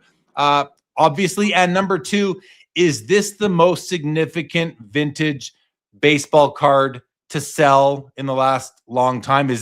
How does this card rank against the half a dozen Wagners we've seen sell over the last 3 or 4 years? Well, this is a great question. So you referenced it before. How many of them have been encapsulated, signed by PSA? Tony is telling us 6. Okay. And does anyone know? Sorry, not Tony Southern Collector. TJ is online. Tony says 6. Sure. And so probably not many, but has there ever been one either slabbed or maybe authenticated by SGC when Jimmy Spence was there with just a letter? Meaning, like, are we safe to assume it's probably under 10? Total? Yeah. That's at least known. Let's go with that. Sure. Okay. And then do we have the public record, or to be fair, a private sale of the last time one of these changed hands? I can't speak. I don't know. Sure. I'll go check Card Ladder right now quickly and see if I'm kind of curious before I give my guess. Sure. I'll go check that out right now. 1948 Leaf. I don't know if I put in auto. Is that going to help? I put in auto. I would put in auto, I think. All right. Now let me go to highest price. I'll share the screen right here. All right. So here's what comes up. There's one with the word auto, signed 48 Leaf Jackie, sold on Heritage, August 2023. Here's the card itself, just to get a look. It's not as nice as the one we're looking at here. The autograph is not as visible. Authentic on the card, 8 on the auto. This one is 1 on the card, but it's a very nice one. Also 8 on the auto. To me, this autograph is far superior to this one because you can't see all of this one. But this one sold for $588,000. We're basically there right now. So, your thought? Right. Yeah. I'm going to go 1.85. 1.85 on the Jackie. All right, that's a big number. 1.85. Yeah. Somebody in the chat did. Yeah, Stuke says 960. Patriot says 1.6. Chris C says 4 mil. Ted Williams says 1.6. Zach Swisher says $2 million, which was, sorry, what did you say again? What did you say? 185, 1.85. 185. Orlando says $1 million. So, although that could be the last card we were talking about too, I'm not sure. Yeah, interesting stuff. Well, we'll see where it goes. And then the other card, and Josh Adams, we're going to bring you on in just a couple minutes. The other card, Leighton, that I wanted to talk to you about and get your thoughts on was this one, right? Let me see. This guy right over here. This 1952 Bowman Mickey Mantle, autographed by Mickey Mantle right there, just above the facsimile autograph that was on the card already. This card is being offered by Rabbit Hole Auctions in, I believe, in September, October. And this, I believe in reading the description on well, this is a Sports Collector Digest article. So reading the information here, it seems like the collector discovered the card, had it socked away for, since the 60s or the 50s, whenever it was. And that I think one of the theories that they're putting forth is that this may be like the first time he signed this card. Your thoughts on the card, your thoughts on the discovery. Justin Hirsch, who owns Rabbit Hole, has been talking about this card and very excited about the card. Can't blame him. It is very exciting. But what are your thoughts? Are you familiar with this card being out on the market now? What are your thoughts? I am, and for full transparency, I recently had Barry, the gentleman who owns this card, who consigned it to Justin, who's also a family member of Justin's. He was on my podcast, and we talked about it extensively, so I am familiar with it.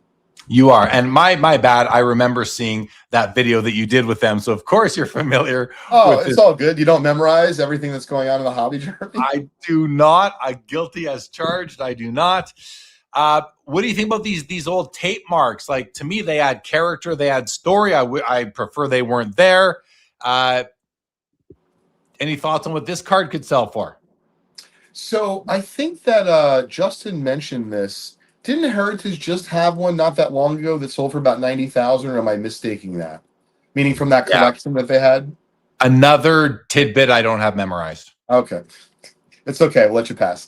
I think that I believe Justin mentioned that in that Golden Age signed collection that Heritage has been selling, of late, I think he had mentioned that a 52 Bowman Mantle auto did about 90,000. What is your... Yeah, 99 on Heritage, July of 2023.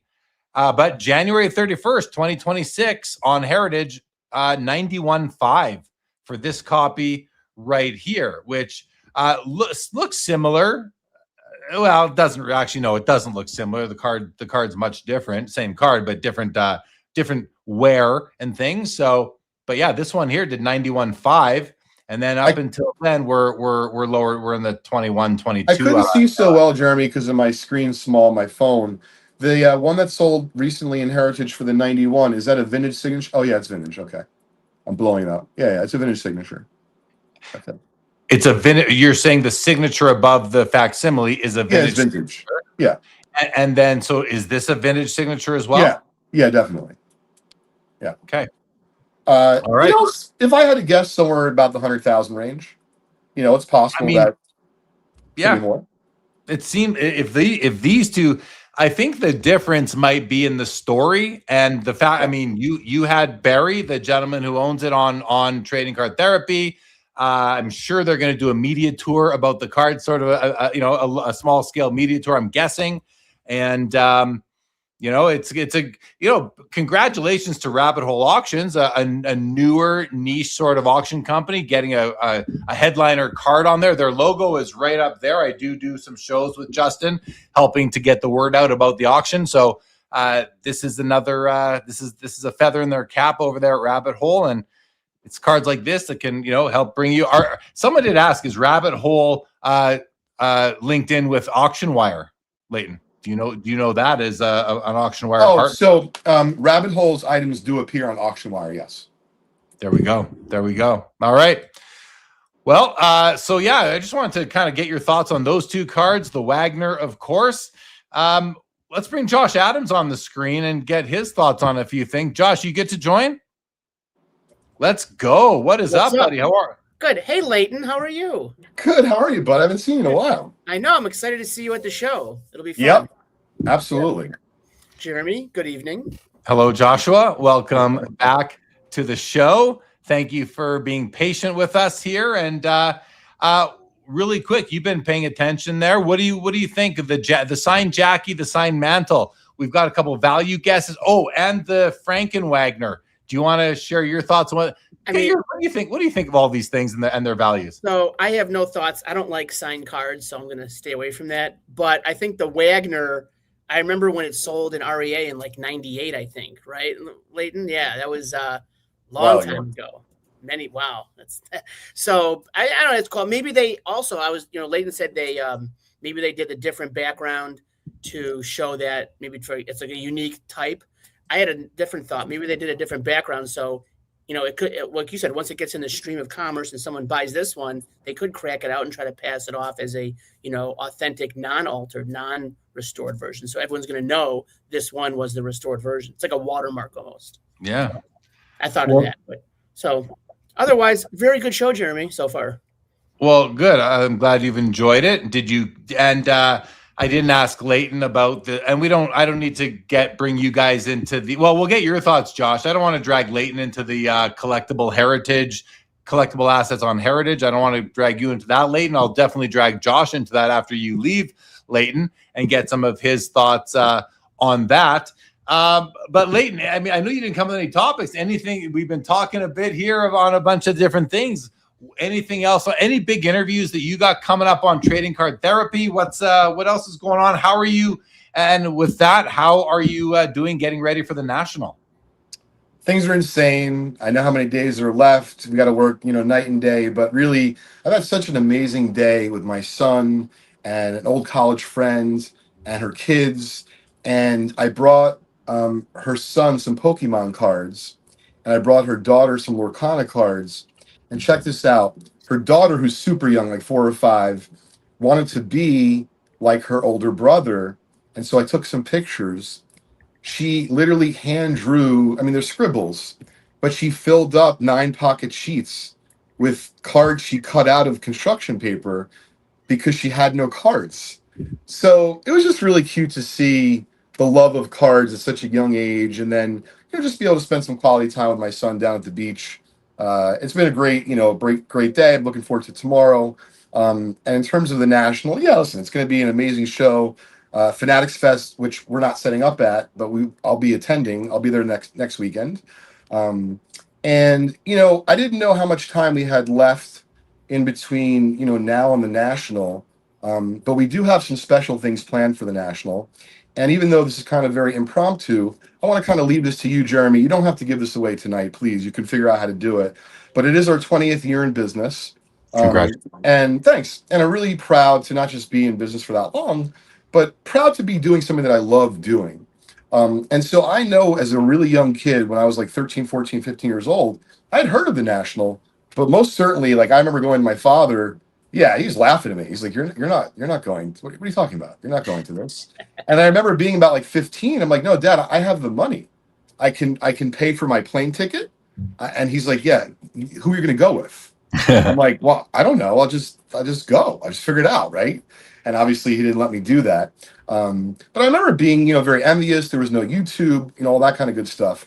So what I'd like to do, Jeremy, is you can kind of figure it out. I got to run in a second just because my son's literally behind me in this room that we're staying in my friend's house. But I would like to offer a $250 spending spree to one person to the National who is unfortunately not going to be able to go, but is a fan of your show.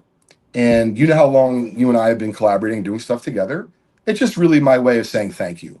Not just to the hobby, but in particular for you having me on here, the last several years. And, to me, when you've been in business this long, you think about all the different people along the way that you've met and have helped you achieve not just the financial goals, but the goal of enjoying your life. And so for me, That's where I find myself at about 11:45 at night, sitting here and chatting with you guys. And so it's been a really fun night, but I'm going to kind of sign off on that. And you don't have to give it away tonight because you have a few weeks before the National, but I don't know my schedule offhand. Like, am I on next week? I'm not sure. But I just wanted to, once again, say thank you to not just you, Jeremy, but also to the community. I know what community means, both here as well as to my business, to my son locally in New Jersey, what his community of people mean. So I know community is really important. So I just want to say thank you, and hopefully I'll see you guys at least on one episode before the National. Amazing, Leighton. Thank you for the generosity, for the support, for your time on Saturday nights here. It's been great, just getting to know you over the years, and being friends with you and hanging out at various card shows over the years. It's awesome, man. That's really nice. But we're going to do it right now. We're going to do it right now because you announced it here. There's people there. And I'll be honest with you, Leighton, people tell me, oh, do a giveaway. And I forget. I don't want to forget this. So Sure. Let's do it right now. And that way we'll get her all done. So you guys we're going to do it right now. So here's what we're going to do.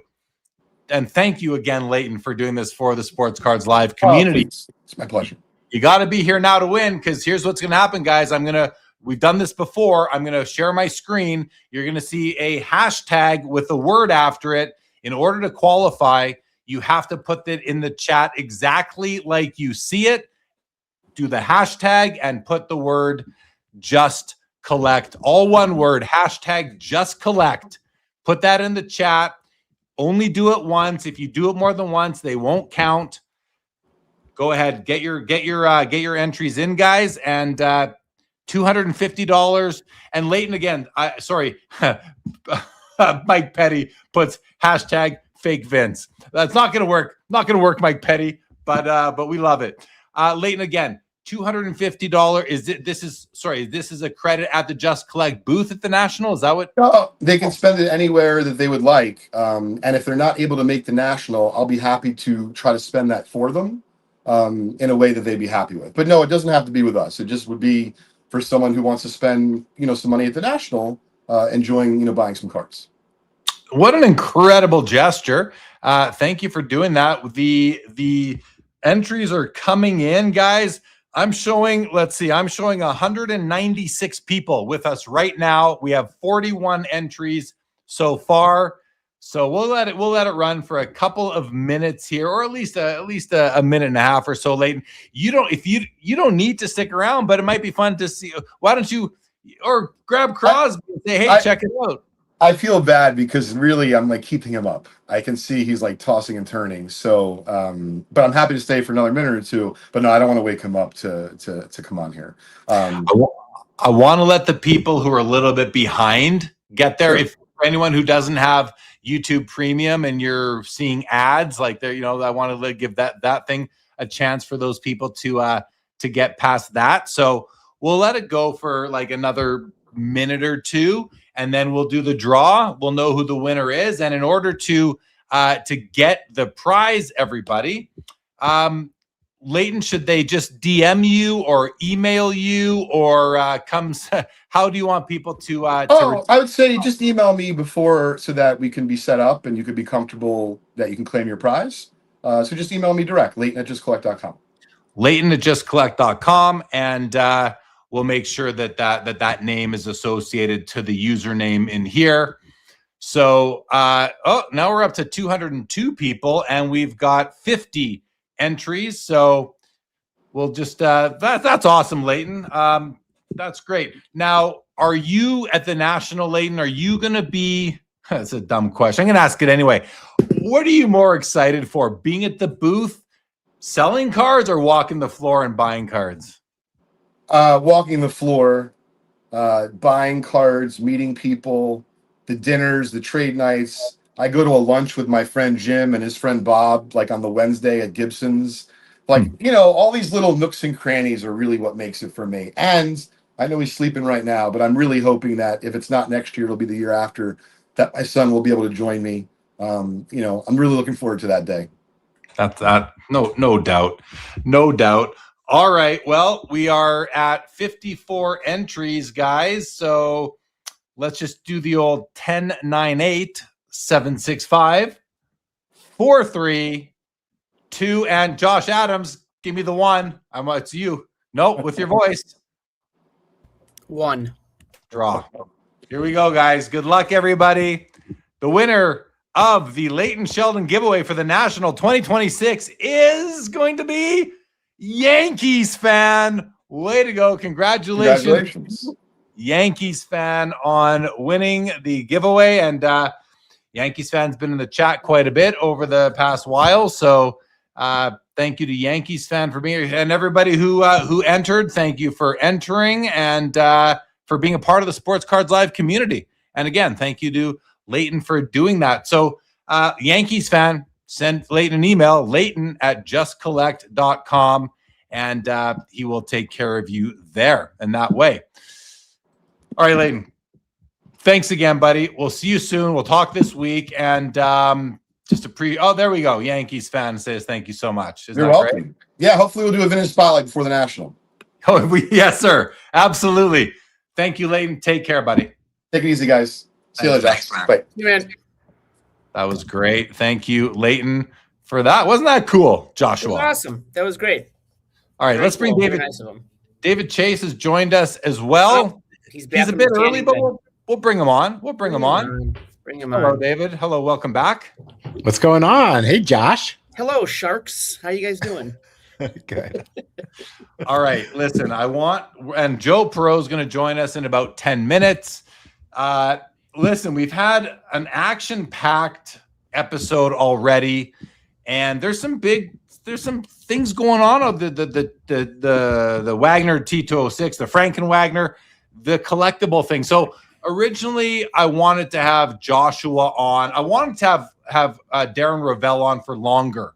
And then I wanted Josh to be on so that we could do some. Josh could, I'm not a lawyer. I look like one. Just kidding. I want to have Josh on, but sort of last minute, Darren needed to shorten the time he was available. So I'm glad he came on at all. But I was hoping there that Josh would be able to at least watch that and help us, just put some additional commentary on the whole situation. So. Oh, no, not yet. Josh. Okay, go ahead, Josh. All right. So I did watch it, and I did take notes. So I have a lot of questions, though, and I don't have all the facts, right? So Darren said that this guy is a trustee of the cards. So, is he like a legal trustee? Like, is there a trust set up? And if there's a trust set up, who are the beneficiaries of the trust? And where is it incorporated? I mean, where's the trust formed in what laws and what states? Because that makes a big difference too. Is it Texas? Because I don't know. So that's something I wonder if Darren used the word trustee, maybe like in the place of steward or something like that, or right. Control. So that was a question I had. It could be either way. So then also, like, he had a good point about that letter that Ezra and the people wrote to Heritage. Just asking them to not give the money. They actually have a legal contractual obligation to give the consignor his money. They can't just withhold a consignor's money because someone else says not to. So without a judicial order or a court order saying you have to, put this money in a trust or in a, I forget the third. What's the term? David knows for real estate. Escrow. Escrow. Yeah. There you go. Like in an escrow account, so no one has it. Without a court order, Heritage has a legal obligation to fulfill their contracts with the consignor. So they got to give it to this Phil Newman guy. So like I asked in the chat, I'm curious as to why they did not file a TRO or some sort of injunctive relief. TRO? Yeah, temporary restraining order to stop Heritage from selling them before they go. Also, I agree with Darren. There is no indication this guy's ever going to pay anybody. If he got a $5 million advance and he still hasn't paid him, what's anyone to think he's going to pay him when he gets more money? So, these, unfortunately, they're unsecured creditors. So they're like at the bottom of the list. So I feel bad for him, but they should sue the pants off this guy. That's not my legal opinion. But that's my kind of like, common person opinion. I can't give any legal advice because I don't have all the facts. I mean, if he got a $5 million, which apparently he did get the $5 million advance, I mean, all he would really need to do is charge a $5 million management fee against it and say, well, it's sort of. Well, that's the other thing. It's got to be a reasonable fee, right? So the loss has got to be a reasonable fee. So $5 million to manage, I don't know how many assets, may not be reasonable.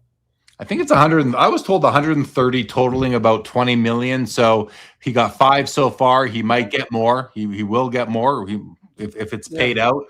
We'll see if this legal letter that Darren reported on yesterday is going to have any weight at the heritage offices. That's zero. Yeah. David, what are you thinking? I have a question for Josh. It surprised me when Darren ended up saying that with them selling, it's not getting further along in allowing the people who were screwed over to get their money back. But don't you think that if they are suing the person who has these cards, having a dollar amount for those cards would be more helpful for them to get their money back? Am I wrong by thinking that way? I think so, because they want the cash. They don't want the cards, right? They want the money. So, yeah, I think having a pot to take from would be helpful. But I think once the auction's done and once the consignor gets his money, I mean, these guys then have to go after him personally and sue him. And, good luck with that. It takes time. I asked Darren before we ended his before we stopped talking about that topic, if he thought that this was like the end of fractionalization in the hobby. I think I said, do you think that Collectible and Rally and maybe there's another one, I can't remember what it was called, were they too early? Were they ahead of their time? Or is fractionalization in the hobby never a good idea, will never be a good idea, would never fly? Like, I hear about people partnering on cards all the time. I hear about it every so often, not all the time. I think the problem is the SEC, the regulatory requirements when you're doing that. But couldn't a group of 20 buddies just decide to do it and keep it away from the Securities Commission? Josh, is it legal for 20 friends to each put up $1 million each? Let's say, make it real. 20 buddies each put up $1 million cash, $20 million, and they go create a fund that is just by virtue of a document that they each pricked and put their blood fingerprint on and put it away in a safety deposit box. Like, is that skirting the Securities Commission, or is that legal to do? I would need a lot more facts. So are they selling shares in this? Are they? Well, they each 20 buddies. They each own 5% of the fund. That's different. That's just private people doing a. Yeah, that's so different. Right. So private people can do that themselves if they want. Right. Yeah, there's nothing, no government interference there. But as soon as you are offering these publicly to the general, like I said, publicly to the general public, bit redundant there. But what is the difference between a bunch of buddies doing it and having to go through the SEC? What is there a test that forces you to have to go to the SEC? I mean, yeah, that's a very long answer for this show. So, I mean, there's a lot of other things involved in that too. If they're going to start offering shares, offering investment, are they an investment? Are they a bank? What are they serving? Are they holding money? How are they distributing that money? There's a whole bunch of issues that come into play that are, I don't think, appropriate for right now. Fair. Yeah, I know it's not a, I know it's almost a silly question. Like, it doesn't even really matter, I guess. We're not talking about, we're not talking about buddies getting, although maybe I just found a card you guys might want to come in on partners with me. I'm kidding. But you know what? This whole fractionalization thing, and listen, the situation, it's terrible for the investors. And I heard from a couple who are in heavy on some of these items. Like, I heard from 2 different guys who are heavy on the 52 Tops mantle that I believe might have been the one that is selling tonight or sold last night on Heritage. And I think one of the guys had 6 figures invested in this one card. Tells me that there are some people who are willing to invest in a fractionalized collectible asset. Obviously, there are. The company made a bit of a run for it. I think the SEC really messed them up in terms of the delay. It could take up to 6 months from receiving the item to going public on it, IPOing it, as they were calling it. It's just a sad situation for people. And I think it's going to leave a bad taste in the hobby's mouth for this to happen in the future. But this is a segue into another discussion, just quickly, really, because Jim Define here says, theoretically, isn't breaking fractionalization of the hobby. Josh is shaking his head. Why isn't it fractionalization of, and I mean, he's saying of the hobby. I don't think that's the right terminology, Jim. I think what you're trying to say is theoretically isn't breaking fractionalization of a box or a case or a pallet or whatever of cards. You can't fractionalize the hobby, but you can fractionalize collectibles or unopened collectibles. So why isn't it fractionalization, Josh, when you see all this breaking going on? Well, so the best way to talk about fractionalization is like the metaphor to or likening it to stocks. So you're buying a share of a company, right? That's what it feels like they're trying to do, is like they're buying a share of a card. When you're buying a box, that's yours, you're done with it. Like it's over. Like you're not looking to resell. Everyone who bought that box isn't coming together then and reselling the box again, as opposed to like this mantle where like I own 25% of this 52 mantle. Like you can buy and sell that, but once you have the cards are yours, it's over. Once you're trying to sell the mantle share, that's still part. You need everyone to sell that. So I think it's kind of an apples and oranges kind of analogy. It is, and I recognize that. I guess just trying to understand what the tests are, what needs to be present in order for these things to have to be regulated. David Chase. I think for fractionalization, it's a pretty hefty word. It's more syllables than I'm used to. When you're trying to sell those kind of cards, it has to be very liquid, right? You have to be able to get out when you want to and have somebody else that's willing to buy those shares whenever you want for it to really work. And it's really hard to do this, like even by splitting a card with friends. I'm used to dealing with this kind of stuff with real estate very often. And you have no idea how many people are in very bad situations because they split a home with a family member or a friend or three family members. And the issue always happens is that one person lives life a little differently and they go through a hardship. And then what happens is they need the cash and either they now have to sell the house or the other people have to buy them out. And it becomes a huge burden because it's an unexpected event. So I just think it's very hard to share large things unless there's just a very easy way to come in and out of the market for it. Yeah, fair. I mean, you hear about these in estate disputes all the time. So it's actually easier when there's a secondary market where anyone can just go sell their interest and recover the cash if they need to live their life. But when you're investing or co-investing in a sports card or a piece of memorabilia, it comes down to votes. It just comes down to votes. Do you accept the offer or do you not accept the offer that's coming in? So, yeah, I think fractionalization in our hobby is dead for quite some time still. But hey, you never know. There could be somebody right away very soon who's going to launch, the next collectible, the next rally sort of thing. You just don't know, right? So, Josh, a couple of people in the chat are saying you need a haircut. I think you look handsome, buddy. I need a haircut. I've had a rough week. I need a haircut. So it's tomorrow. I'm going tomorrow. I saw. I'm getting the Jay Lee cut. So somebody, I saw that way earlier in the. saw that. Yeah, you saw that. Someone said you should get the Jay Lee cut for the National. Leave Josh alone. He's okay. He looks great. No, I'll tell you what. I'll bring my clippers. Oh, that's Sports Cards Live on the main stage. Josh gets a haircut. Yes. Perfect. Yes, let's do it. Yeah, and then I'm in. And then we're shaving that helmet off of Chase's head. I'm gonna look like Jay Lee by the end of the National. all these big hair guys showing off, right? Totally. Yeah. Yeah, there we go. Well, that'll be fun. Now we know what we're gonna do for Sports Cards Live at the National. Haircuts. It's haircuts time. It's haircuts time, everybody. Hey, Joe's here. Joe, you want to join? Joe, you good to go? Everybody, please welcome Joe Perot back to the show. Hello, Hey, Joe. Hey, fellas. Hey, Jay Lee. How's everybody doing tonight? Doing good, buddy. Doing good. How are you? I'm good. StreamYard made me do a few extra steps, so I don't have my signature tropical island backdrop for some reason. So good. You're getting the au natural.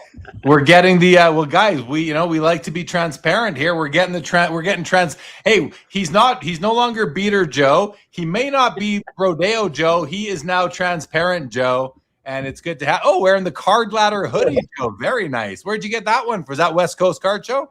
Yeah, that's West Coast Card Show, and I got the Sports Card Live hat, which brings me to the question I have: Are getting us some swag, Jay Lee? Your team here, your trusty loyal team. Are you bringing us some shirts or something? What do you got for us?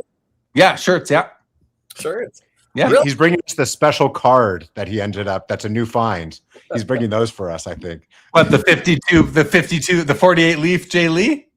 Yeah, look at that. Put that on full screen there, Jeremy. Ooh, the new look at find. Look at that, baby. That's the new 48 leaf. They just discovered it. There's only 500 copies out there, and a bunch are going to come to the National and be given out to people who want them. If all 6 of you can have a copy of this card. Talk about Frankenstein cards. You know what? It's funny. It's funny you asked that, Joe, because Charles says Franken Lee. Oh, Jesse, I have 2 J. Lee autos. So sweet. Yeah, I can't wait till I start seeing them on eBay, and like people aren't willing to pay the shipping on them. So, Joe, you ask about swag. Funny enough, you just ruined my surprise. I was hoping to surprise you guys. I literally was hoping to surprise you guys, and I even did not reach out for shirt sizes because I didn't want to ruin the surprise. But now it's okay, Joe. It's okay. Yes, I am. I am bringing the Sports Cards Live panelists. Not only T-shirts, but also hats. More hats. Awesome. Yep. Well, I always treasure this one, and I was thinking I'd bring this to the National just for a little street cred, but knowing. And this is the new one. This has the updated logo. The one you're wearing is the older version. It's been tweaked.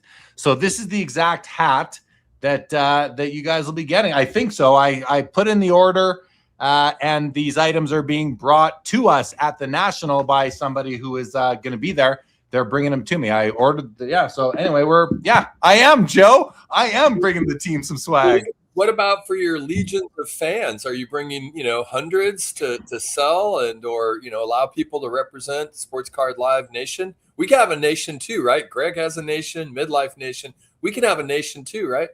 We have a nation. It's a Sports Cards Live Nation. This is the nation. Yeah, absolutely. But listen, I don't want to compete with Midlife Nation. That is a very special nation here over there, Midlife Nation. I mean, that is the most engaged nation I've ever seen on YouTube. Greg has what a job Greg has done over there on Midlife Nation, building his community, and I'm happy to be a part of it myself. Even though I don't ask questions on all the Q&As, but. Collector Charles has the comment of the night. We don't have a nation. We have a lifestyle. Hey, there we go. That's right, Charles.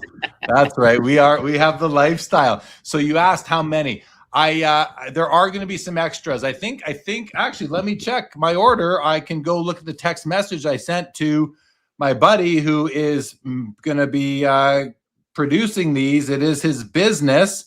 And I ordered 20 T-shirts and 20 hats. And that's it. 20 T-shirts and 20 hats. And how are you going to decide what part of the nation receives those hats and T-shirts? What are we going to do? Oh, man, that's going to be tough. Trivia. I guess trivia game. You'll have to have a trivia contest. Trivia contest. We'll figure something out. I still don't have my exact time slots for the stage for Sports Cards Live. So once I get that, or time slots, we'll maybe give some away there. No problem. Josh. I will have shirts as well at our booth. We ordered about 50 of them. So. Oh, you ordered Sports Cards Live hats at exactly. No, for the night. So 90s auctions is. I hope they're on brand, Josh. I hope you used the right color palette. I did use the right color palette. We got stickers, pens, and shirts. Perfect. So there you go, guys. A lot of talk about shirts and hats, but we will. Joe, please. Well, I have a question for David Chase. It emerged earlier, and of course, in the spirit of David Chase, it's not really a question, and it's an agenda. You stop.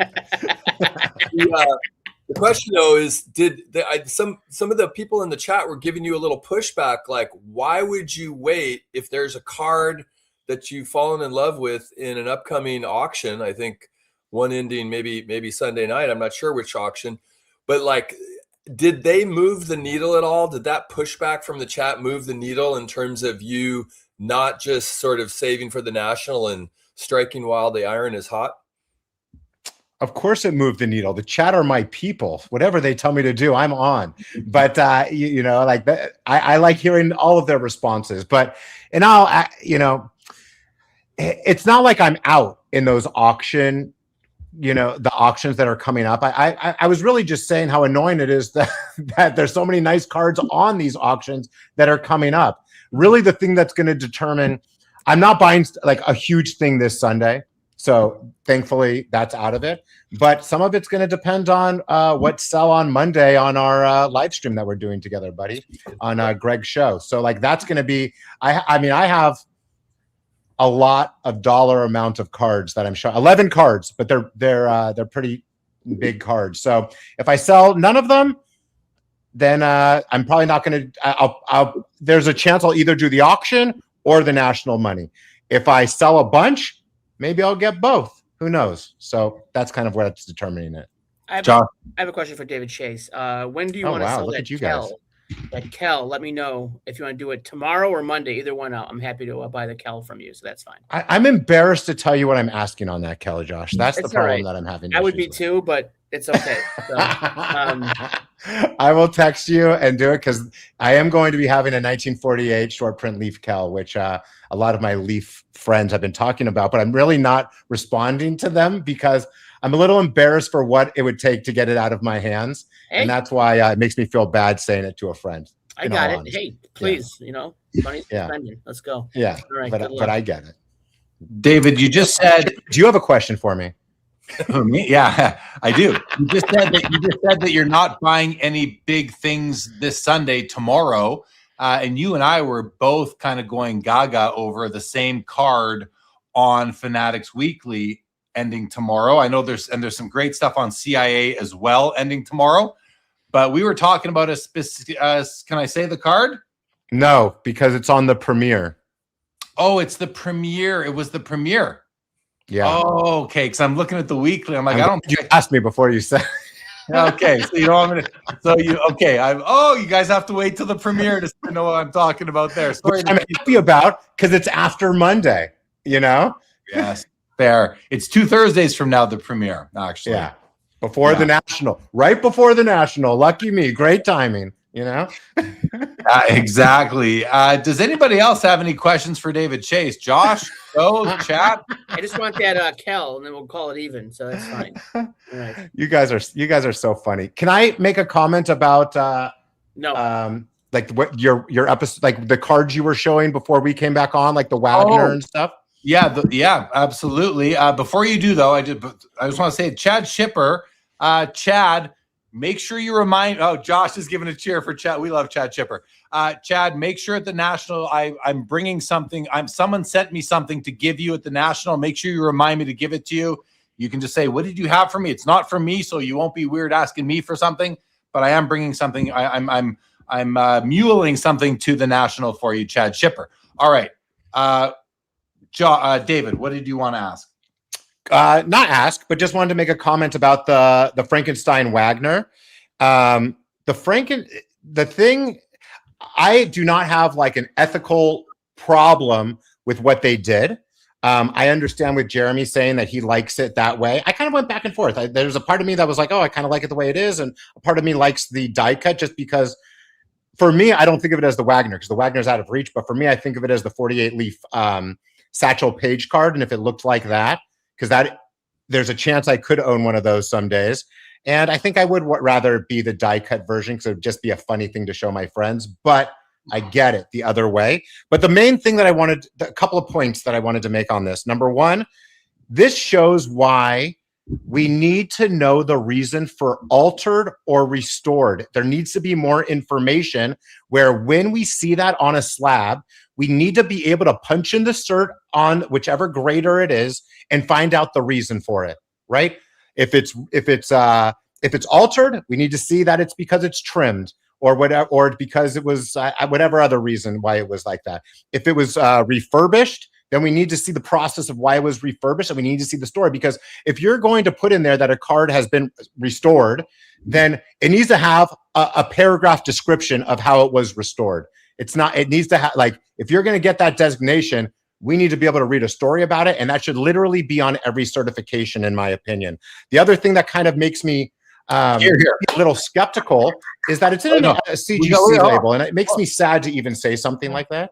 Just Can you hear me? Yeah, yes. I just want to take a moment.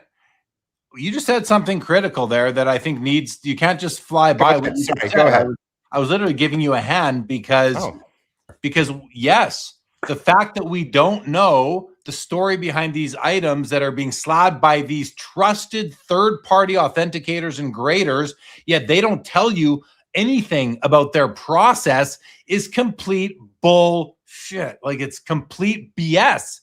It's that there should be demand letters going out for that ridiculous light level of service, that under service, that it pisses me off. Like, it's so brutal that they are so worshipped, yet they don't even tell you what they're doing.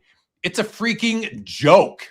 It's a joke that this stuff gets through the way it gets through, and you don't know. You literally have to go search Google for, tell me about this card, and maybe it'll come up on somebody's content somewhere, or you'll read an article about it, what happened. Luckily, this Honus Wagner, you'll be able to find something on it, but even then, they need a QR code that takes you. And listen, it's hard to say go back in time and rectify all those inadequate slabs that you've put out onto the market for the past 35 years. It's maybe unreasonable to ask for that now. They can't do it, but they should have been doing it from the beginning, but they didn't. And now that just creates so much uncertainty and distrust in them and in the hobby overall. So I could not agree with you more. And yes. And yes, I'm freaking angry about it. I'm angry about it, Midlife Greg. I'm not just like, I'm pissed because I take personal offense. I've invested my life into this hobby, and that's the way the most trusted industry entities treat. That's what they think of us. That's what they think of you and everybody in the chat. They don't even care enough to give you any information. Joe, go ahead, Joe. I find it particularly frustrating that you can't even know if it was the person submitting the card that just wanted it graded authentic, or if the grading company deemed it authentic, but maybe it was in a screw down holder, so they don't, it doesn't meet the size, or it's got some designation behind it. I did reach out to SGC. This was probably about 2 years ago, because I had an SGC slab and I wondered if they could give me any information. And because somebody actually told me that they do have notes in their own database if you contact them. So I reached out, and it turned out the guy wanted to help me, and he checked my cert number, and he said, "Oh, that's before we started doing this." So it was an authentic card. It wasn't an altered card. It was just an authentic. But there's times when you wonder if the authentic is, again, like because somebody didn't want a 4 on it or something like that. But he did say, like, there was a certain moment where they started keeping notes in their database only, which, doesn't help you out in the wild if you're like at a show and trying to figure something out. I mean, you got to call someone on the phone to find out what the thing was. So yes, wonderful campaign that I'm happy to hear David Chase is going to be leading this moving forward in the hobby. We could do some picketing out there, in front of Santa Ana. I'll come down, we'll get some signs, and we'll march around the block with, anyway, great point. Yeah. David, what was, go ahead, Jaylee. Yeah, I just, the picketing comment, Joe, is kind of funny because Boston Card Hunter did try to coordinate the boycott PSA May or whatever. And, they just got so busy, they had to shut down certain tiers. So that doesn't, these grassroots movements don't do anything. But to your comments, Joe, and I think you made some good points there. I feel like if any slab has the word altered or restored on it, Like authentic is fine. If it just says authentic and person didn't want to get the grade, I mean, that I guess that's okay. It would be nice for there to be some sort of marking that said why it only says did this original submitter ask for that? Put a little asterisk or put a little triangle, some legend, some icon there that tells you what it was. Why was it only slabbed authentic, or was it slabbed authentic because PSA or the grading companies, for whatever reason, couldn't put a numerical grade on it? But give us the reason why. Which of those reasons? They have all their codes. Do that. But if it says altered or restored, there has to be. You have to understand what. Hey, because listen, PSA identified an alteration, or they identified that it was restored. Therefore, they know why. They know what they saw. That information needs to be disclosed. They need to be transparent about that forever. Like, it has to be embedded in the slab somehow, whether through QR code or symbols or something. It has to be on the slab, not just that you can phone them up or email them. That's what I'm saying. They need, that's something that would be, I would greatly respect that move by PSA. So we are not left guessing. They're there so we don't guess. So why are we still freaking guessing on these things? Okay. Any comments on that? David, you're shaking. Joe, you're nodding. David, go ahead. Yeah. And, you know, there's also some people that might tolerate some versions of alterations more than others, right? So it's also preventing some people to buy cards that, you know, just like how, like for me, I'm okay with back damage. There could be some people that are okay with a certain version of alterations that could be their niche, that we're leaving them out in the hobby to be able to do something like that. But even against it, it doesn't matter. We just need to know the reason for it. And we need to know if there's 7 alterations on a card or 1, right? Is it because it came back as altered? So maybe they're going to alter it even more to make it look nicer. So there's just a million different ways to go about that. I agree with all you guys. The other thing that I'm a little skeptical about that Wagner, and again, this pains me to say it this way because I want other grading companies to be around that are fighting with PSA, but for it to be at a CGC slab, it kind of makes me just think a little bit extra, right? Like, did PSA say no? I have a feeling that this card was discussed with multiple graders. Just speculation. I really have no idea. But I'm going to guess that CGC was probably not the first choice to sell to literally slab to sell a Wagner card. And I'm just wondering if maybe a designation or a reason that they were going to show on a slab was possibly different from CGC. Just guessing. But again, if you're going to sell a card, any card, let's pretend it's not this one, and you were slabbing it to sell it, and it was a big card that was $1 million, I don't think very many people would choose CGC as that first choice in a vintage card. Yeah, I think. Listen, I think you're right. I think this is a creation that probably got shopped around, and they probably started at PSA.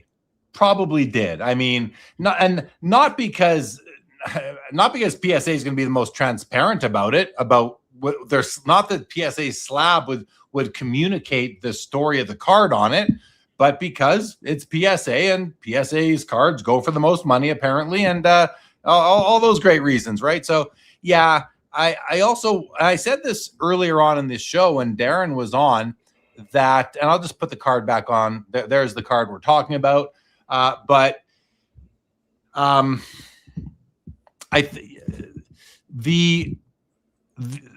Okay, first of all, I get mystified. I actually do really like the looks of this thing. I really do like the looks of this card. In its current state, and I'm just what's this? Oh, these are just some markings maybe that were on the original reverse of it. Crap, what was I saying about what Darren I don't remember what I was going to say about what Darren when Darren came on. So about PSA, about why CGC has it instead of PSA. Yeah, I'm not sure where I was going with that. I apologize, everybody. But back to the original point there. Yeah, I think this card was likely shopped around. And the fact that I do remember. Thank you. The fact that CG, and this is something either Auburn or Tiffany put this on Twitter today, and I don't have it captured to share, but go check out. I forget who it was. I think Auburn's in the chat right now. But anyway, basically saying that the way that this card is slabbed is inconsistent with CGC's stated standards for authentic and or restored. Now, I haven't verified this. I leave that to everybody listening, watching. You can go check out what their website says about the requirements, the criteria for a card to end up with this type of label. And I don't think that this card fits those criteria, but I'm not 100% on that. So go check that out. The other thing is, you know, I said this briefly when Darren was on too. I don't think this card is either authentic or restored. I don't think either of those are truths. I just don't. I think that a portion of it is authentic, but I don't think it's restored. How do you restore something into something that it wasn't in the first? If this was restored, it would be the right color. If this was restored, they wouldn't have used a different player's card backing. If this was restored, I don't think they would have started with 50% of the surface of the card itself. And again, this is how do you define these terms? It's semantics a little bit, but that's why I don't think it's restored. And is it authentic? It's not an authentic Honus Wagner.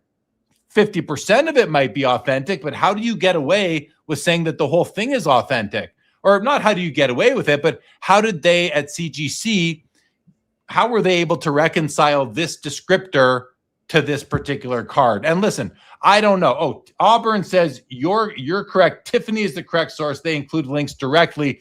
So Tiffany is the Tiffany Cards is the user on Twitter/X, and it's Tiffany Cards that actually included links from CGC saying why this doesn't make sense. Thank you, 35 Auburn, for being here and for helping me, properly give credit there.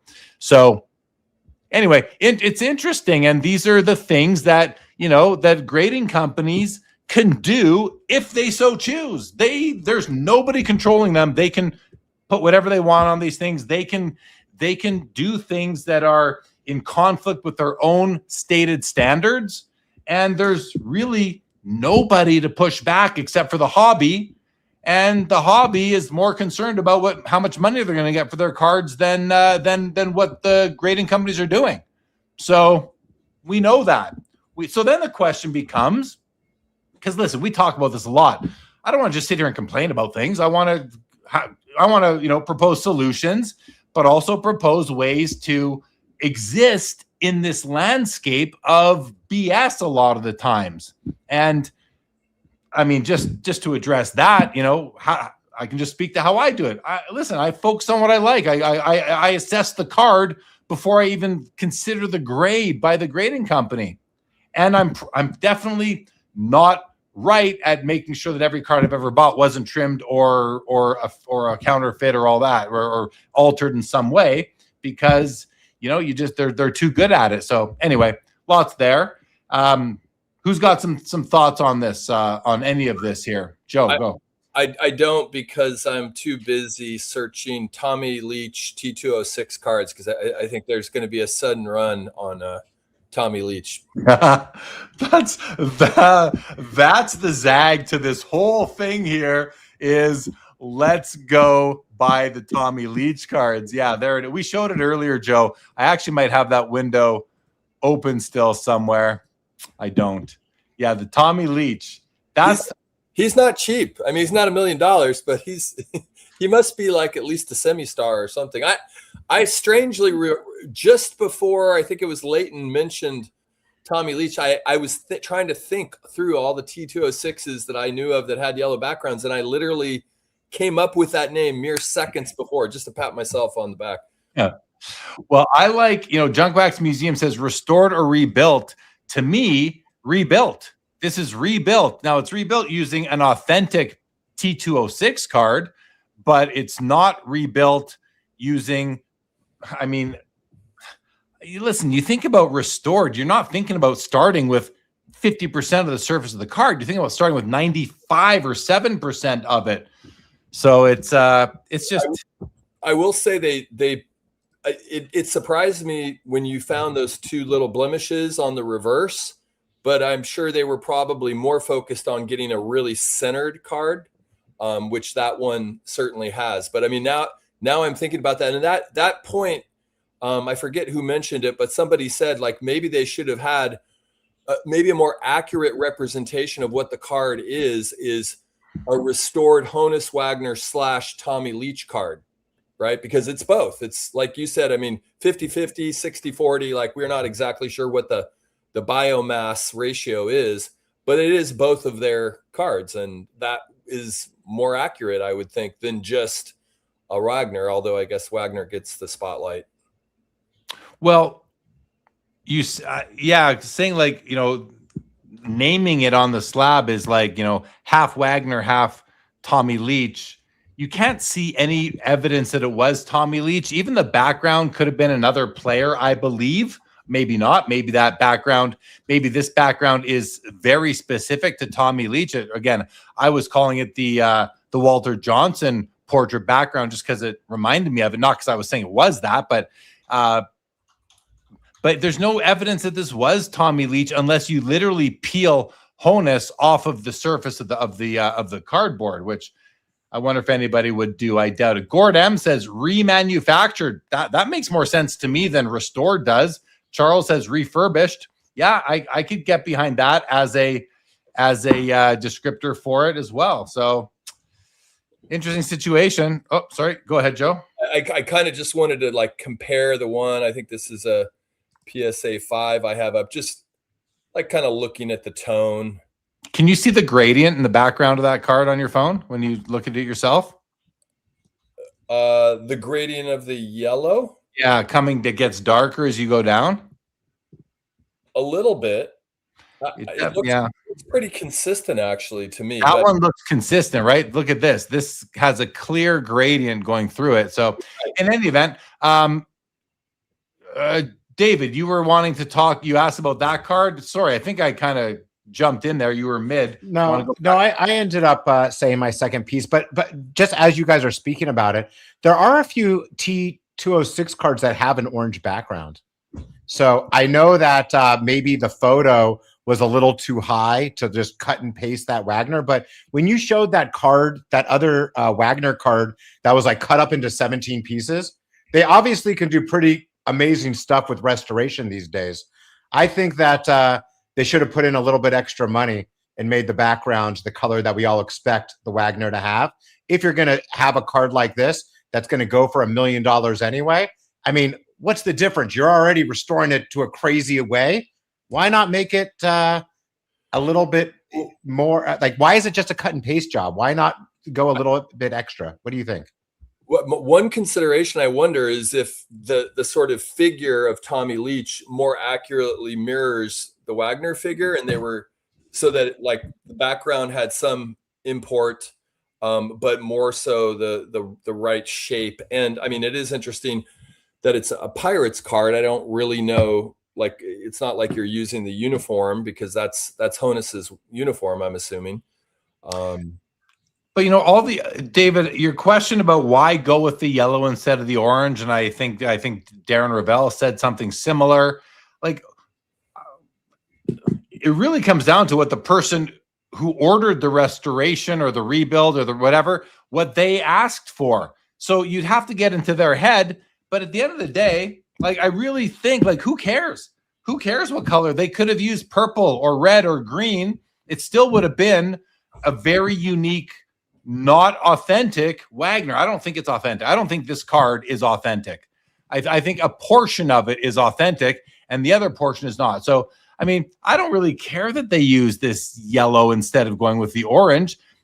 I actually think it stands out from the rest of them. I like that it is an orange. I know I'm in the minority. That's become obvious. But the other reason I like it, again, is because if they would have made it look like the original, now I think we're moving into the area of counterfeiting.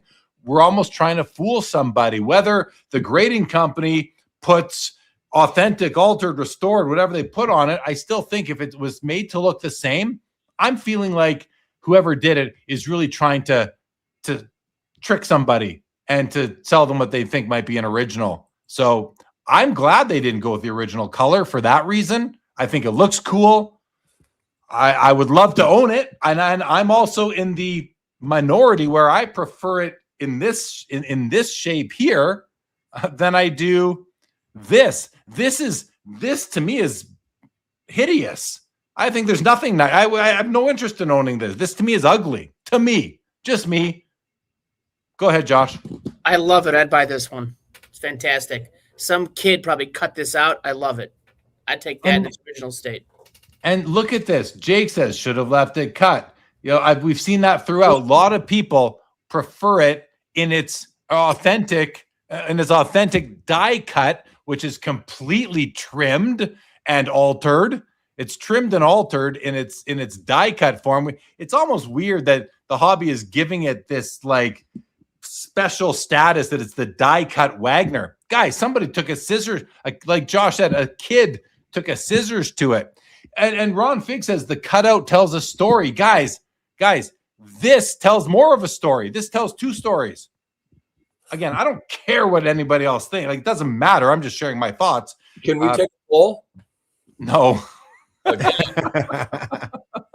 I know the polls. I think we know where the poll would be. David, you had your hand up? Yeah. Do we have an idea of when this was restored? Like, I for some reason picture this happening recently. Do you know the answer to that? 96, 97, I believe it was done. That makes me feel better, to tell you the truth. Because if Josh is saying no. It was after 98. I think the auction was 98. Okay. So it's after okay, 98. well, even if it was 10 years ago, okay, it makes me feel better. I'm happy it wasn't done for the auction, right? That they didn't do this to try to make the money. If Keith Oberman owned this card for that long, it sounds like he did it for his own pleasure of the card, right? For him to do it back in the day, if he did do it a long time ago. And that actually makes me feel a lot better. When I was asking about like why orange versus yellow and things like that, for some reason I had in my mind that they did it to auction it, which is why I was thinking, why not try to get it to get it to the highest price possible, to make it look like the original. I like that it was for himself, possibly. Right? Right. You know what I'm saying? I also believe part of the story is that he or whoever had it restored paid $75,000 for the restoration. So you're not just doing that for I don't think you're just doing that for your own enjoyment, but I don't know. The whole story as written on the Love of the Games website is not comprehensible. The story is not well written. Whoever wrote it did not do a good job. It is very difficult to follow the story of this card's history and understand it.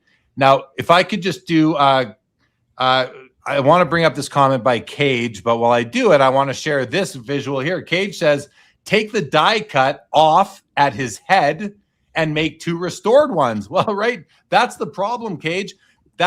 Where does it end? Just like this graphic by Tiffany Card says, where does it end? You know, we can get into that. We talked about this earlier. I bet a bunch of people weren't here earlier on the show, but you can now take this restored Wagner right here. Someone could buy this one on the left. Here, let's go. Someone could buy this card.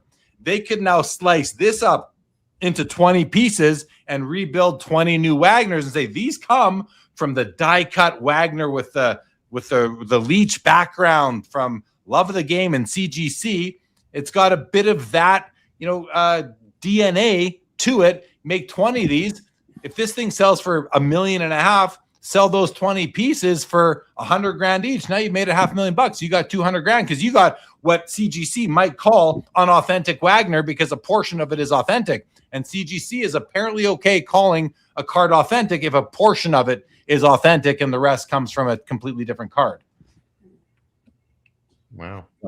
Well, someone did this with the first Superman comic about, I think, 10 years ago. They were selling like one page from the first Superman, like DC 1 or whatever it is, and it was graded too. And it's so this is kind of similar to that, where you can't buy the whole comic because it's going to cost you $1 million. You buy one page. It went for like $30,000 for like one page from the first Superman, which is wild. Well, Josh, I want to bring on a comment. We have a Josh troll in our midst, everybody. We have a troll for Josh. His name is P. William. P. William says, Josh saying he wants the card cut, yet not even a few days ago says he won't allow someone to blow a speck of dust off a card. Come on. Love the show, but he either never talks or has brutal takes. Okay.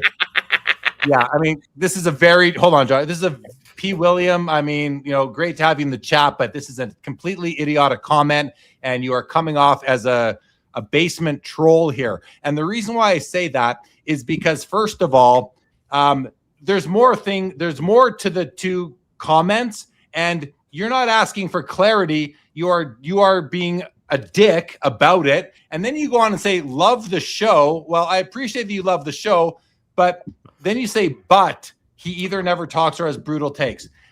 First of all, we don't tolerate disrespect of the guests or the panelists on Sports Cards Live. We just don't tolerate that here, P. Williams. So last warning to you on how you're going to engage in our chat. But that said, Josh, would you like to address, because I'm sure, go ahead and address the first part of this. Respectfully, I love the jersey, but I will say that I don't have takes. I have well thought out opinions, and you're making a comparison to apples and hand grenades here. Because if I were to say I like the altered version here, you would say the same thing, because then it's the same kind of disconnect. I like the die cut because that's how it, showed up after traveling through time for like 100 years. No one's trying to hide any alteration on the die cut, right? It is what it is. They're actually trying to hide the alteration by making a fully restored version. So actually, he's got it backwards. I mean, you can try again, and I appreciate the comment because it means they're listening. So thank you for listening. Oh, Josh, that was very, very, very nice of you there, Josh. Cage says, sell it in pieces, call it the Fractional Wagner. Perfect for this episode. That's good. That's good. That's good. We might have to work that into the hangover somehow. So, go ahead, Joe. Well, it's the reason I wanted to take the poll is I get the sense that the majority of people do prefer the die cut. I'm with you, Jay Lee. I like what's been done with it. And David Chase's point that this was done some, 15, 20 years ago amplifies that for me, because it feels like it was something done almost in a slightly more innocent time, and not with an immediate cash grab mentality, but more of an appreciation. I want to own this piece. And I would also just add to this, like, I remember people were, hazarding guesses on what they thought it would close for. I think the other night when we were talking, Jay Lee, I think I said 1.314, but who knows? But I think there's also, and this is something we're seeing more and more in the hobby spaces, that when stories, and I know Keith Olbermann's not everybody's favorite person, but when cards have a story behind them, like kind of around, like almost a mythos that develops, I think that becomes more of a singular artifact than just, another 53 tops mantle or whatever. It's got a little bit more of a place in the hobby, and the place in the hobby, the collector's minds, if you've been, in this space for a while. I like the mythos comment. I think it does too. Like I said, this card tells two stories now, not just one story about being die cut. You get the die cut story, and you get the Olbermann story, and the paperweight story, and the Leach story, and talking about it on Sports Cards Live story with Darren Rovell and with us four and the chat. I mean, I think there's a lot more to the card now, and they actually did a pretty good job on the Love of the Game website, not in describing the history of the card, but they did do a good job on the imagery over there. You can actually see some, some special technique where you can see almost how the card kind of melded to the background in a way. And it's actually it's pretty neat the way they did that. Junk Wax Museum asks, is this a bad look for the CGC brand? Josh, what do you think? I don't think so at all, because I sent you guys that link last week that Just So Tobacco Jesse Burkett from 1893 was sold in 2019 in REA, and it has a reback, and it was restored also. And on that flip, they call it restored altered back. And so I don't think it hurts CGC at all. I mean, I think it helps them. They're disclosing what it is. That's all. What we want is disclosure. So this is. But they're not. They're not. I don't think they are, Josh. Again, listen. I think this is good for CGC. I don't think it's that bad. This might just, and I'll get back to your comment in a sec, Josh. But this might just be one of those exceptions to the rules, just like PSA lets the Gretzky McNall Wagner live out there in a legitimate cert when everybody knows it's bogus. Yeah. that's an exception. They've made an exception to their rules because it's a Honus Wagner. This card, maybe they're making an exception to what authentic and restored means by putting this card that is clearly not authentic nor restored in an authentic restored holder. I don't think it's authentic or restored. I think they're making an exception to their rules, which I don't necessarily agree with, but from a business perspective, I understand it. And then finally, I think, I understand why they're doing it from a business perspective. If we understand it, I could be wrong on all this, I don't know. But the other thing is that, I think someone in the chat was saying, I think Josh was saying too, I think this is good for their brand, actually. They are getting a lot of publicity. They have a Wagner in their slab. They have an authentic silhouette of Wagner in their slab, but it's not an authentic card. It's just an authentic. Jake asks, why isn't it authentic? Jake, I think you've been here most of the show. If you haven't heard me explain why it isn't, then you can rewind it and find that out. I think Word says, I would not touch that card. Oh, and Bystander says they're testing the water. I don't know about that. I mean, maybe, but that's not a good move. Testing the water, I don't think is a good move. So Jesse here says CGC has this card, the mantle, and the Gretzky on social media all week, and we're all talking about it. Yeah, it's good publicity for them. So I don't think it hurts their brand, which was the question that was asked there by Junk Wax Museum. It'd be interesting if anybody has a contact at CGC to reach out and ask them, is this something that they see as sort of a exception and or a special situation because of the magnitude of the Wagner, or is this something they'd be willing to do on other cards, Rube Waddell and, Dolly Grayback or something. Yeah. Here, Mark says, I don't know if I agree with it at all generally, but I do believe both words are necessary. The words authentic and restored, they're just not, they're out of context. They're just out of context, and they're inconsistent with their definitions on their own website. That's really the main thing here, right? It is inconsistent with their definition. At least at first glance, it appears to be inconsistent. But great comment, Joe, about having a contact at CGC. I'm going to reach out and see if Andy Broom, who I think leads up grading over there, wants to come on the show and, kind of take everything I've said and debunk it. I'm happy to be wrong on all these things. Yeah, or take us through their process, because I'm sure they must have talked a lot about this. How do we want to handle this? Exactly. Well, and the same sort of question we were just talking about, but Word 723 Word is wording it a little bit differently, saying the question to ask, does this make CGC more or less reputable? My initial instinct is more reputable. The fact that they have any Wagner in their slab, I think, is good for their brand, which I think is good for their reputation. I also don't think that them making this exception to their own rules is it's not. I don't like it, but does it ruin them as a company, Josh? Every grading company makes an exception to their own rules. PSA does with the Wagner, and no one's giving them a hard time about ruining their reputation. So I think it's not fair to give the smaller company, hold them to a higher standard than the bigger company. I think that's a little intellectually dishonest. So I think it doesn't hurt them at all. Yeah, I'm with you.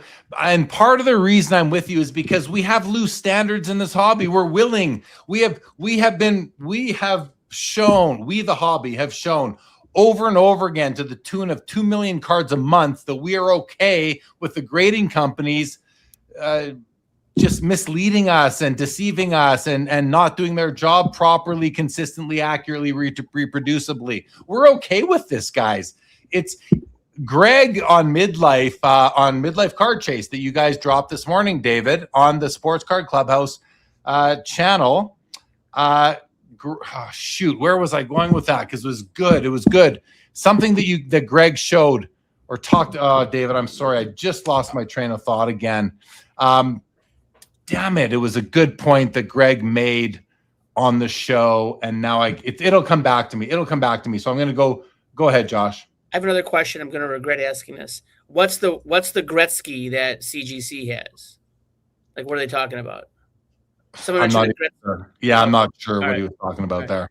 I'm not sure what he was talking about. Okay. Dang, I forget. There's Greg says, thankfully my wife made an exception to her standards. It's marketing, says Situational Adventures. Absolutely, it's marketing. Absolutely. Diamond Relic says it should be a purple label for sure. That's the only mistake, in my opinion. Anyone who's going to buy this, though, is going to know the story. I agree with everyone. Yeah, whoever buys it's going to know the story. Mickey Mintle says buying this Wagner feels like a very risky investment. I don't think so. I don't think it's that risky. I think it's still got a lot of good qualities to it. So I don't think it's a risky investment. It is an authentic silhouette of Wagner. No, I love weed. I am not high. LOL. Sammy Hill, David, I got you on that Beatles playlist. Need your email so I can send it your way. Hey, forward it to me after too, David, please. David A. Chase at hotmail.com. I'm old school like that. David A. Chase at hotmail.com. The other David Chase was taken, obviously, right? Yeah. Stu says, most people that can afford to buy this Wagner don't really care about the investment. They want the card. I mean, Stukes, I don't know if we can speak for most people in this case, although I don't dispute that they don't want the card. But anytime you're spending $1.5 million or whatever it's going to be, $1,750,000, all big money, I think they still think about the money. I mean, I guess if I say we shouldn't speak generally, I shouldn't either, but I don't know. I have trouble getting my head around spending that kind of money without thinking about the exit point. Joe. Just thinking about the value proposition. Not that I've got $1.5 million to, throw at anything, but I'm looking at the pop report, right? So PSA has apparently assessed 14 T206 Wagners. The highest appears to be a 5. A 2 is valued in the card ladder valuation at 8.2. A 1.5 is valued at 7.42. And a 1 is valued at 5.8. And then an authentic, of which there are 3, is valued at 2 and change.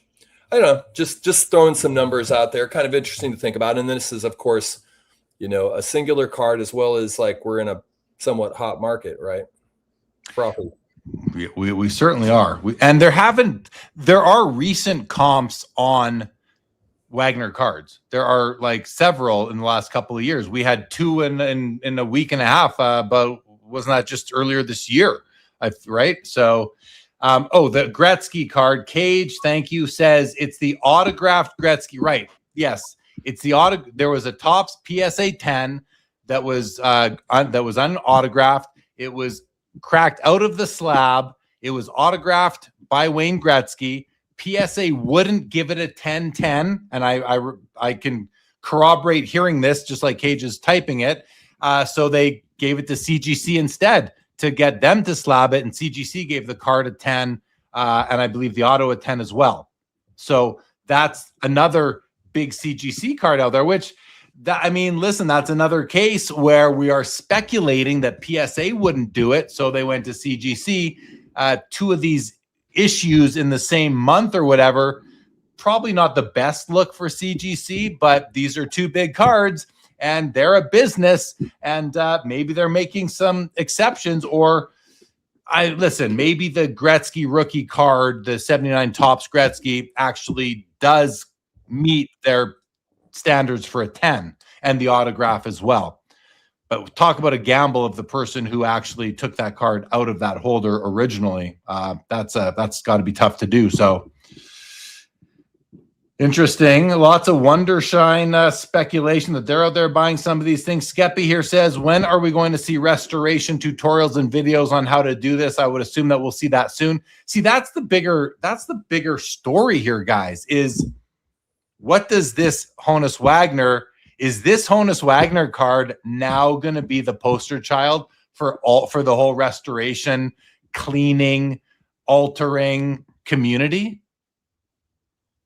Is this going to be their hey, look at this. We are now willing to come out from behind our keyboards, and we're now willing to walk around in public. And I mean, I saw an advertisement just the other day for a card show, like a flyer on Instagram, and right there, right under the dates and times, it said restoration available on site.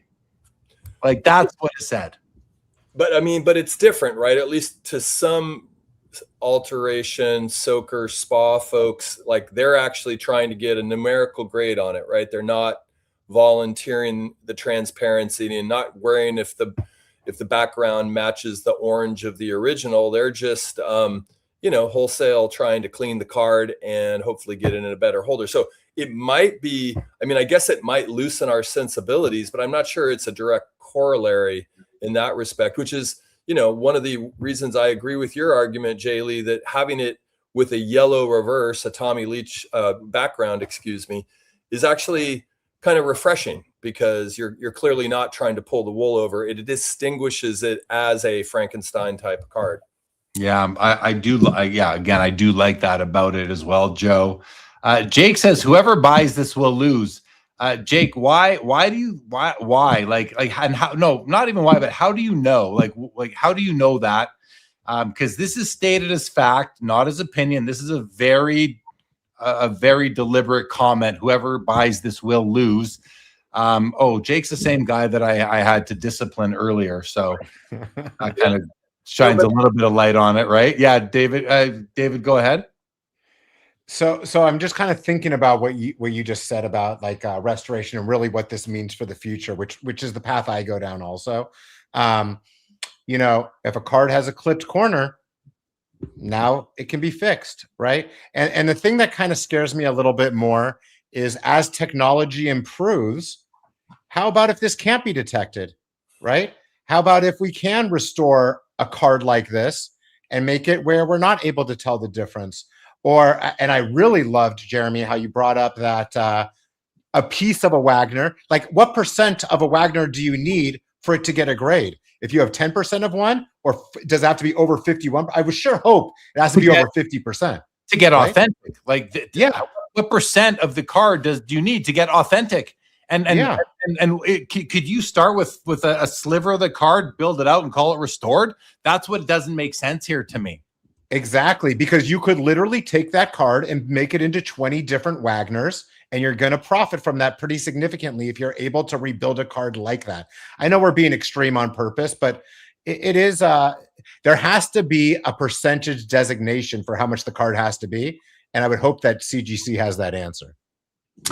Yeah, but that should be stated publicly then. If you're going to start doing this, you got to start telling the community what your criteria are, what are the standards. Okay, I'm going to ignore that. David, I heard Josh. What do you think? Do you prefer the die cut, or do you like the card as in its current offering? I like the die cut. It's like the authentic way that it appeared as it went through time. I like the die cut version of it. You like die cut. David, what about you?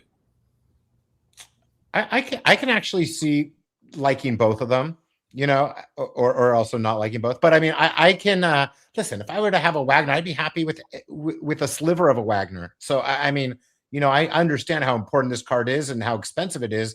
But when you're spending over $1 million, you have to start getting a little pickier on a card like this. And if it were when I first saw it, I was thinking I'd rather have the restored version. And then just the more and more that I thought about it, either way, it's a great story of the card for you to be able to explain it to anybody that looks at it. And I just think that the card is a little bit more unique looking as the die cut. And for me, like, that's just a little bit more fun for the card. Now, do I need to have a fun card that's 1.4 million? Maybe not, because the other one does look better. So I get both sides, and I really don't have a strong lean towards one or the other. Fair. And I mean, because I'm just churning over this idea, like, is this a reasonably good investment at 1.3, 1.4, apropos to the person in the chat that's saying it's absolutely not. Pop 14, PSA, Pop 17, SGC, probably some crossover. So you're looking at about 30 specimens in the entirety of the hobby for what many consider the most important card. I strangely like it. I'm not proud of saying that, but I strangely like owning a really incredibly iconic card, even if it's only 50%.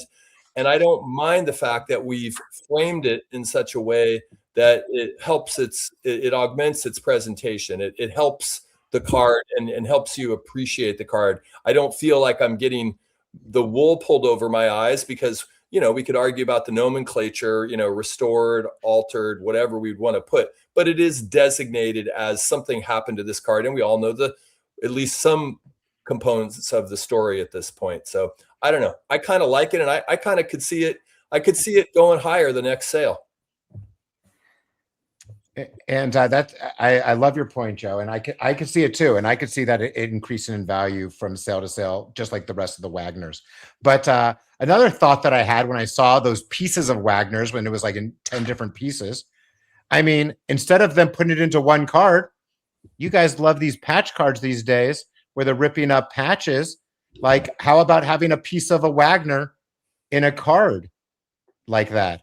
Would that be something that would interest you to have instead of a mem card, a part of a famous Wagner card that's 1/30th of a piece?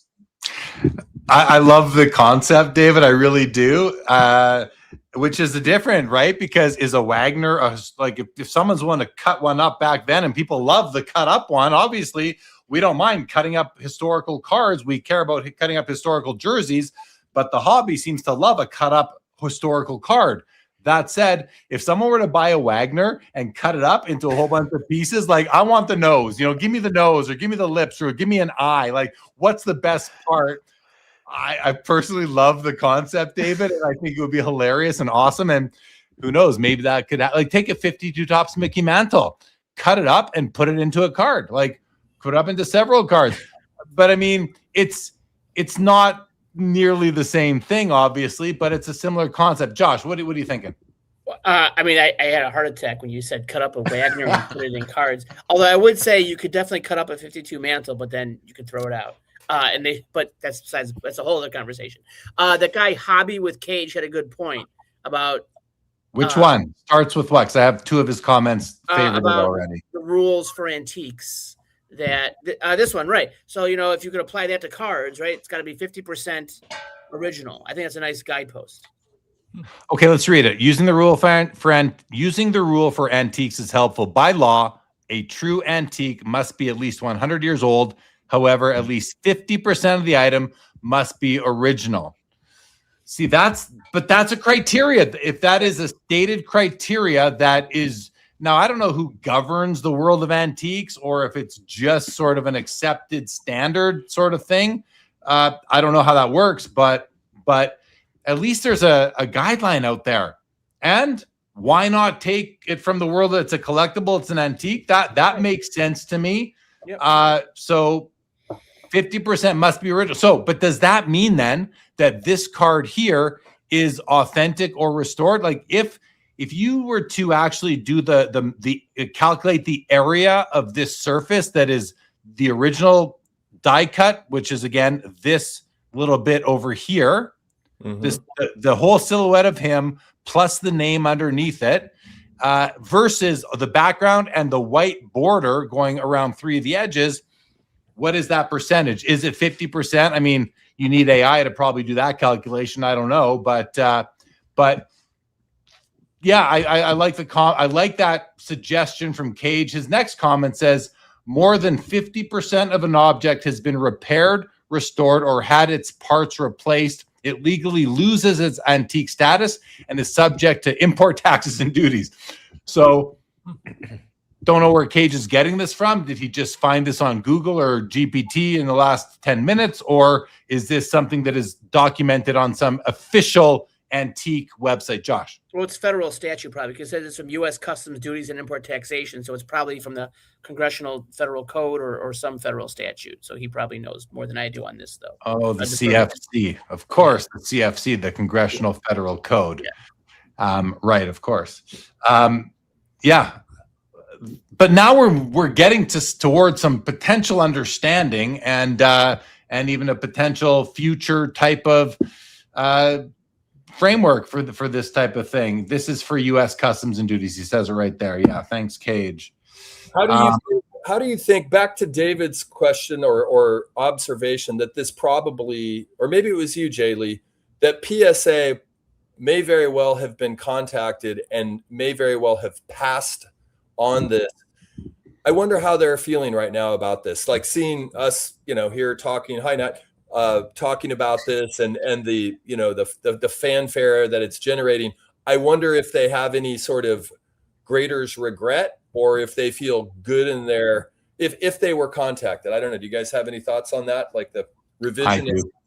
I have a thought. I think they're just fine with their decision not to slab this card, if they did make that decision. Yeah, I think they're like, listen, they would have graded if they felt that they could, I think, or slabbed it, I should say. They would have slabbed it one, or maybe they could not. Listen, it's professional sports authenticators. The word grading doesn't even exist in their company's name.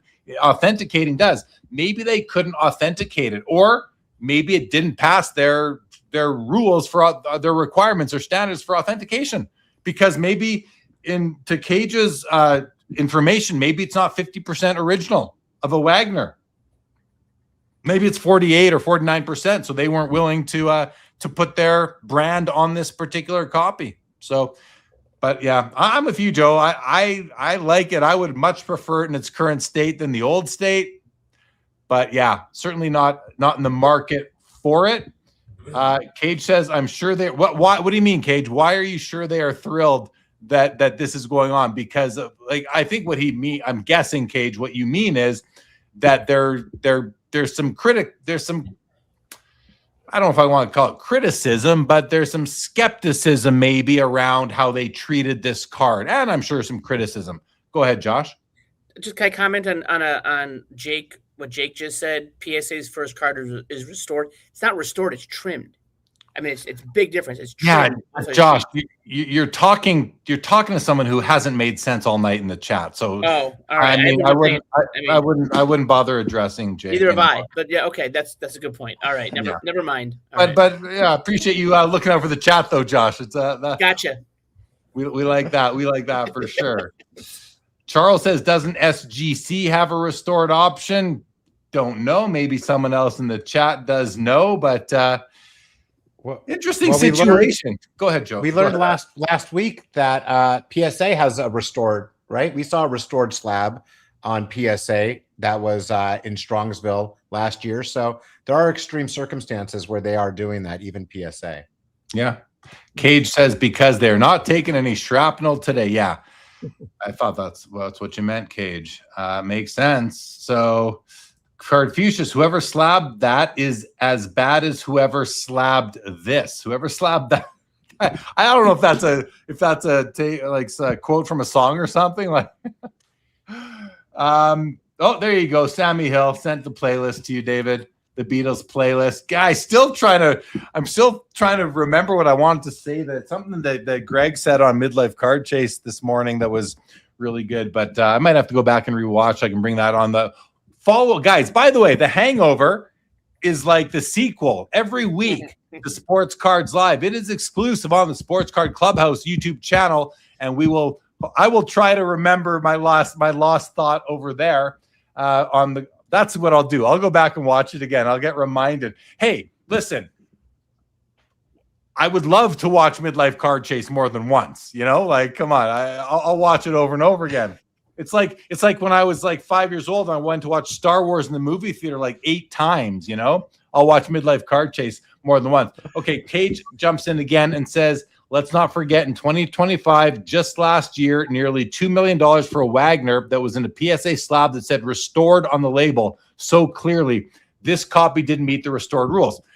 Well, we should almost go look at that copy, because I can picture that copy clearly in my head. And actually, I think I can maybe even I sent it to you before. Do you want me to send it to you? That's not the jumbo Wagner, is it? Is that a different one? No, it's the one that was sold within a week and a half of another copy. Was it last year or earlier this year even? I have no screen shares set up right now. I don't know how I canceled on my screen share. Oh no, there was one in 2023 from Mile High sold for 1.9. So then one after, you mean one? So one in 2025. I'm on it. I'm going to use the Google machines and find it. I'm going to go to a Card Ladder, see if I can find it there. Restored Wagner. Should find it there, right? Come on. Oh, I got it. Okay, here it is. Guys. Right here. This one sold April 26, 2025. So I'm a year off. $1.98 million. But we're at who sold it? Mile High. Okay. Now, if I just open this, I'm going to do it like this. Let's do it so we can actually zoom in. Okay, there we go. Restored, right there in black and white. But this whole card, there's no other card there. The background is original to the card, to this copy. The border, even though it's all weird and wavy, is the original border. I don't know. Now, listen, I'm saying this like I know what I'm talking about. I don't know what was actually restored here, but they didn't take half of another card to make this card. This to me belongs in a PSA holder that says restored. The other one that we're looking at today just does not, at least to me. So I don't know. Any thoughts, guys, on that? Well, just so I understand what you're saying, it doesn't belong. Does it not belong in any holder saying restored, or does it not belong in a PSA holder saying restored? Do you mean the yellow one? The one that we've been talking about tonight. I think it belongs. I think the yellow one tonight. I don't think. Listen, I'm willing. Maybe I'm wrong on this, but I don't think restored makes sense for the yellow Wagner. I just don't think it makes sense. It's not enough of it is restored. Like, so what would you but you do agree that it's okay that it's encased. What would you designate it? What would you like to see on it? I would like to see, I don't know if there's one or two words that gets us there, but I put a story post out on Instagram yesterday with kind of my thoughts on it. And in there, I'm just trying to find that so I can read you what I said, because I think I mentioned what I thought it might be. And I said, okay, here it is. I said, to call the card overall restored when the new material constitutes nearly all of the card's structure, the border, the background, the rectangular form, and what looks like about half of it, I find to be a stretch. I also said that, so I said the Wagner silhouette, the die cut portion is authentic. Okay, I think we agree with that. The rest, including the yellow background, is not. And I stand to that. It's not an authentic Wagner card. So what is it? What is the rest of the card? Not the silhouette. What is the rest of it? Is it fake? Is it fabricated? Is it reconstructed? Something like that. Custom? Does custom work? Yeah. I mean, how about rebuilt? Rebuilt? Rebuilt, but even rebuilt is weird. It's even weird, man, because rebuilt from what? Like, okay, that's half of the answer to me. What were the ingredients that were used to rebuild it? You know what I mean? That's why I use that terminology, reconstructed, fabricated. You say fabricated, I don't really care what you use. Just tell me it was fabricated. That means it wasn't made from original materials. But to say restored, Joe? How about augmented? Let's see. Cage jumps in again, says, I can see the hamster wheel turning, man. The reason this is tough is because there are no guardrails and rules for what is restored and except on our hobby and with the greatest. Yep. Exactly. It really is. It's as simple as that. We can sit here and try to make up the rules as we're going on here. Jake puts in a good comment, says custom. I don't mind that. I don't mind that one, Jake. Somewhat redeeming yourself, Jake. Somewhat redeeming yourself in the chat there. Look, Cardfuchsia says custom as well. Guys, yeah, let us know. I mean, what word describes this card that is not on the screen right now? And I'll try to get it back on there. But what word gets you guys there? I don't know. I don't know which is the right one. So, but yeah. Artistic Recreation says Diamond Relics. Facelift says Yankees fan. The winner of the Leighton Sheldon giveaway tonight says Facelift. Mark says, how much crap are they going to dump on this hobby?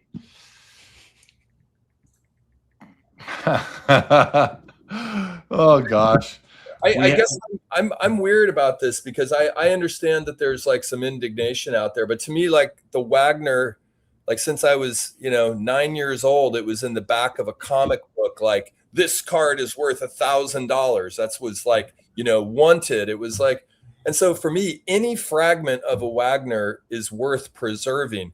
Now, how you do it, like the mechanism by which you present the card to the community and or hold the card, protect the card, maybe we can discuss that. But like, to me, this isn't necessarily crap. This is someone who spent the money to purchase the card, coming up with a way that made sense to them at the time.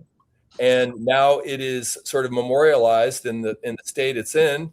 Like you said, Jay Lee, somebody might decide to do something else with the card, but I kind of don't think they will. I kind of think this is the story of this card, or the multiple stories of this card will kind of carry forth. And it's like, what's it worth? I don't know. I guess what somebody's willing to pay for it. Yeah. Yeah, exactly. But here's a good question from Charles. If you can afford a Wagner card, are you buying this one? Josh? I mean, I'm probably going to wait till a PSA 1 comes through, but I think if you can afford one, I mean, I think a PSA 1 doesn't go for less than $2 to $3 million right now. So if you really want one, I think this is, and you can get it for $1 million. You got $1 million to toss around. Salute, go get this one. That's awesome. Yeah. Well, and Charles he restates it and says, if you could, would you buy this one over a PSA 1? To me, it's going to depend on what that PSA 1 looks like. Like, I don't want the one that was run over by the truck division. I would want. I would take it if I could afford it and it was all that was available. But if you put it beside this one, yeah, I'm gonna take the more authentic copy. I'm not gonna take this one. But I do like this copy despite all that. Yeah. Cool. If I can get this copy for half the price of a PSA 1, I would take this for $1 million over that for $2 million. I'll put it. I would keep the extra $1 million and buy that and buy this new copy. And Skeppy makes a comment here. Let me find. He says, "Is the yellow Wagner now a 1 of 1?" I think it is for now. I think for now it's the only one with a yellow gradient background. So I think it is. And Stukes makes a good comment. He shares information from PSA's website. From the PSA website, PSA will not grade cards that bear evidence of trimming, recoloring, restoration, or any other forms of tampering or are of questionable authenticity. Questionable authenticity. Obviously, a big chunk of that card has questionable authenticity. Not questionable. It's beyond question. It's known that it is inauthentic. It's inauthenticity. But we just saw a PSA slab Wagner that said restored. Did we not? Recoloring no, but it wasn't graded. It was slabbed. It says will not grade cards that bear evidence. Got it. Okay, so nothing numerical. Nothing numerical. I think that might be the distinction there. David? I think what's kind of important for Wagner collectors, all 30 of you that have that card, I think that what's important about this is that it determines a new floor for the Wagner, right? Yeah. And I think that every sale that comes after this, they're going to say, listen, how about that die cut one that went for this price? So this is now the new price for it. So it might not be the cheapest one out there of all of them. I'm sure there's one that's worse, but I think that this is probably close to the lowest price in today's market that you're probably going to find, which I just think is an interesting stat when it comes out, when we find out what it sells for. It's going to be super interesting when it does sell. Good point. Sammy Hill agrees. Good point. Flint Hall says, imagine having $3 million and spending it on a card. I mean, Flint Hall, I think you have to understand that if all you have in your world is $3 million, you spend it on a card, fine. But imagine having $3 million, but then having another $100 million. Right. Like, you know, does the same comment apply? Like, that's such a punching up sort of comment, Flint Hall. It's a horrible comment. Map says they should have wrote on the back, the majority of this card is not from any specific comment of the night. Right there. Comment. I love that comment by Matt. At 35. Oh, that's good. That is good. All right, are we done or what, fellas? Are we done? You got anything else you want to talk about? The chat's still going. We got 205 people. What do you think? Yeah, we're good. Good night. With questions if you want. Yeah. Oh, David has questions. Let's hear it. All right, David. You want to keep going? Well, yeah, we can keep going for a few minutes. Sure. No, it's not over yet, Charles. Not yet. We're going. All right. Well, here. Let me give you guys kind of like a modern question that's been on my mind. This was during one of my walks. I was thinking about this. With LeBron possibly with him definitely switching teams again, but possibly going to a team that he hasn't played for. There's a possibility of that. I was going through the hobby goats of the big sports in the United States.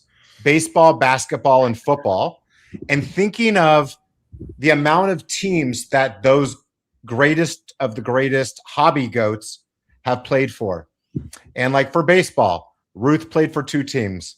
Mantle played for 1. Jackie played for 1. Mays played for 2. Basketball, Jordan played for 2. Kobe played for 1. Curry played for 1. Bill Russell played for 1. Jabbar played for. They've only been 1 or 2 for each of these goats. LeBron's already played for 3, right? Is this and let's talk about football too. Brady been in 2, Montana 2, Manning 2, right? Mahomes 1. So all of these like big hobby goats that have a huge following have been on 1 team or 2 teams.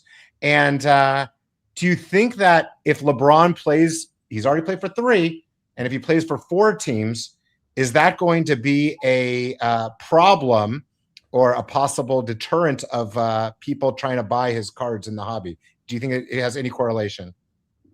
I think once you go past 1 team, it doesn't really matter. I mean, unless you're a guy like Kevin Durant who's played for like 11 or something like that, you know.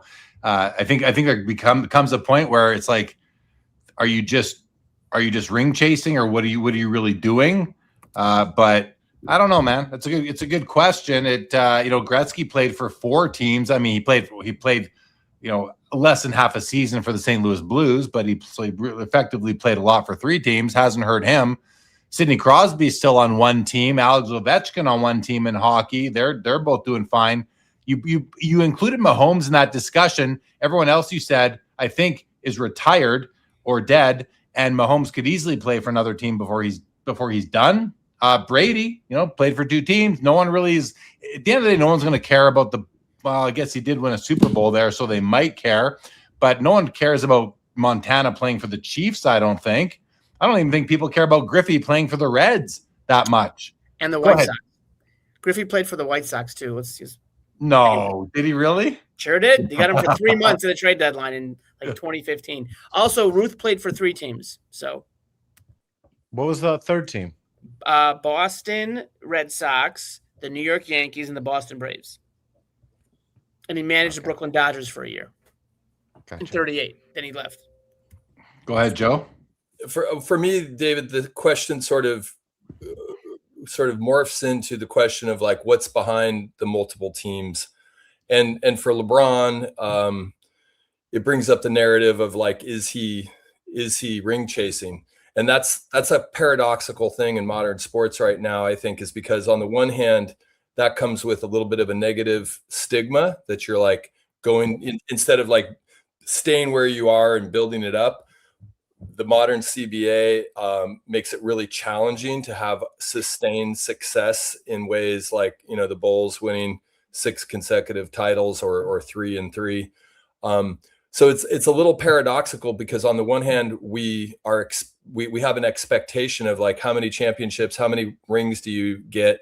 But on the other hand, we kind of castigate the people that are like, you know, mercenary in that way of chasing rings. So I think it's an interesting question. I think in LeBron's case, it might ever so slightly add to the negative stigma of him sort of looking to kind of fabricate a winning team as opposed to But I don't necessarily agree with that. I think in the modern world, the way the collective bargaining agreement's set up, I think it's perfectly fine, if not almost kind of a natural thing to do, especially when you play.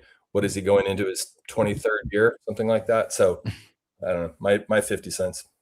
I think I agree, Joe. I think at this point it doesn't matter where he goes, who he plays with, or what even happens in this last year. Let's say his career is cemented.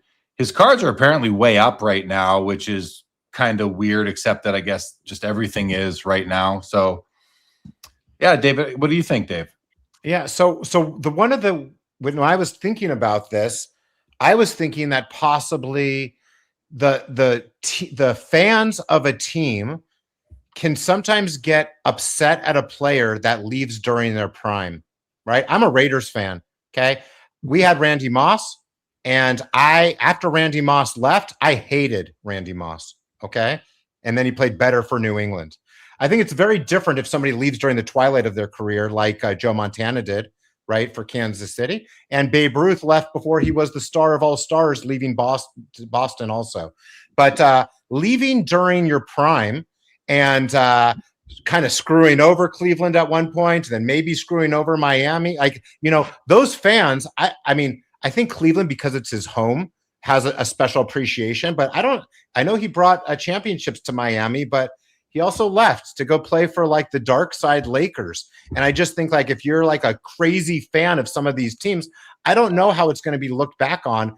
A Laker fan thinking about LeBron James in 20 years from now, I don't know if they're going to love LeBron. I know they're not going to love him as much as Kobe or a lot of some of their other players. He's not on that Mount Rushmore, even though he might even be a better player than Kobe. He's not going to be as loved as much as him. So part of me thinks that switching teams like that can lose a little bit of the fanaticism of those people that love certain teams. That was kind of what I was thinking. I remind Ray Bourque from the world of hockey. Raymond Bourque, all-time Hall of Fame top-tier defenseman, played 20 years for the Boston Bruins, never won a Stanley Cup. Left to go chase a cup, went to Colorado, won the cup in Colorado. Joe Sakic, the captain of the team, got the Stanley Cup from Commissioner Gary Bettman. Almost didn't even kiss the damn thing, skated straight to Ray Bourque out of respect for the veteran, gave it to him. And you know that every Boston Bruins fan was tearing for joy that Raymond Bourque won the Stanley Cup, even though it wasn't in Boston, because they wanted him to go have that success that he couldn't get in Boston. Like, that's a nice kind of feel-good story. I don't know that happened, because like you guys are saying, you leave in your prime, you go elsewhere. Yeah, it sucks. It sucks. It also sucks when the management decides to trade. Never mind at the player's decision. When the team trades them away, now you get mad at the team overall for doing that. Maybe some people even follow the player. They abandon the team at that point. We're a finicky bunch. Go ahead, Dave. Yeah, and I should have said that. I was wrong. I'm now reading the chat. It depends on how they leave, right? Like Luka wasn't his fault, right? Montana was pushed out by Young, or Peyton Manning. They ended up getting the first pick and getting Andrew Luck. Like that was a no-brain decision, unfortunately, for them too. But somebody that's leaving for either the money or to chase championships in their prime, I understand why there's a lot of people that dislike LeBron for that reason, even if you are a fan of a team that he played for. I think it would probably be the best for his legacy if he goes back to Cleveland or Miami, like a team that he's played for already, than to go to a team that he hasn't played for, even though I know that there's a lot of people rooting for him to come over to them. But I was just thinking of that just because, and I left off hockey on purpose because I knew that Gretzky and also Gordie Howe played for 5 teams I saw also. So those were kind of easy. Did he really though? He played in the NHL. Didn't he only play for one NHL team though? Like did he? Yeah, he played in the WHA. I can't think of him playing. I mean, someone let us know in the chat if he played for any other NHL teams, but he played for you might be seeing the Detroit Vipers in his 6th decade in professional hockey. When he was 65 years old, he came back and played for, some weird event. But yeah, So, but I love the Ray Bork example. It's a good taste in your mouth sort of thing. But here, Yelia Williams says LeBron won a title with each team. There will be collectors from each fan base that want his playing days cards with that team. I'm sure there will be some that are also pissed off, but that does sort of make sense. Cage is still mad at Andrew for leaving the Lucas Tigers and Bronze podcast in his prime. I don't think people have gotten over that one yet. Charles says, I stuck with Montana and rooted for him, resented San Francisco, and Montana left. People approach these things differently. Here's a fun one from Charles. How about a hypothetical? You're buying a Grail Kevin Durant card. Which team is he on?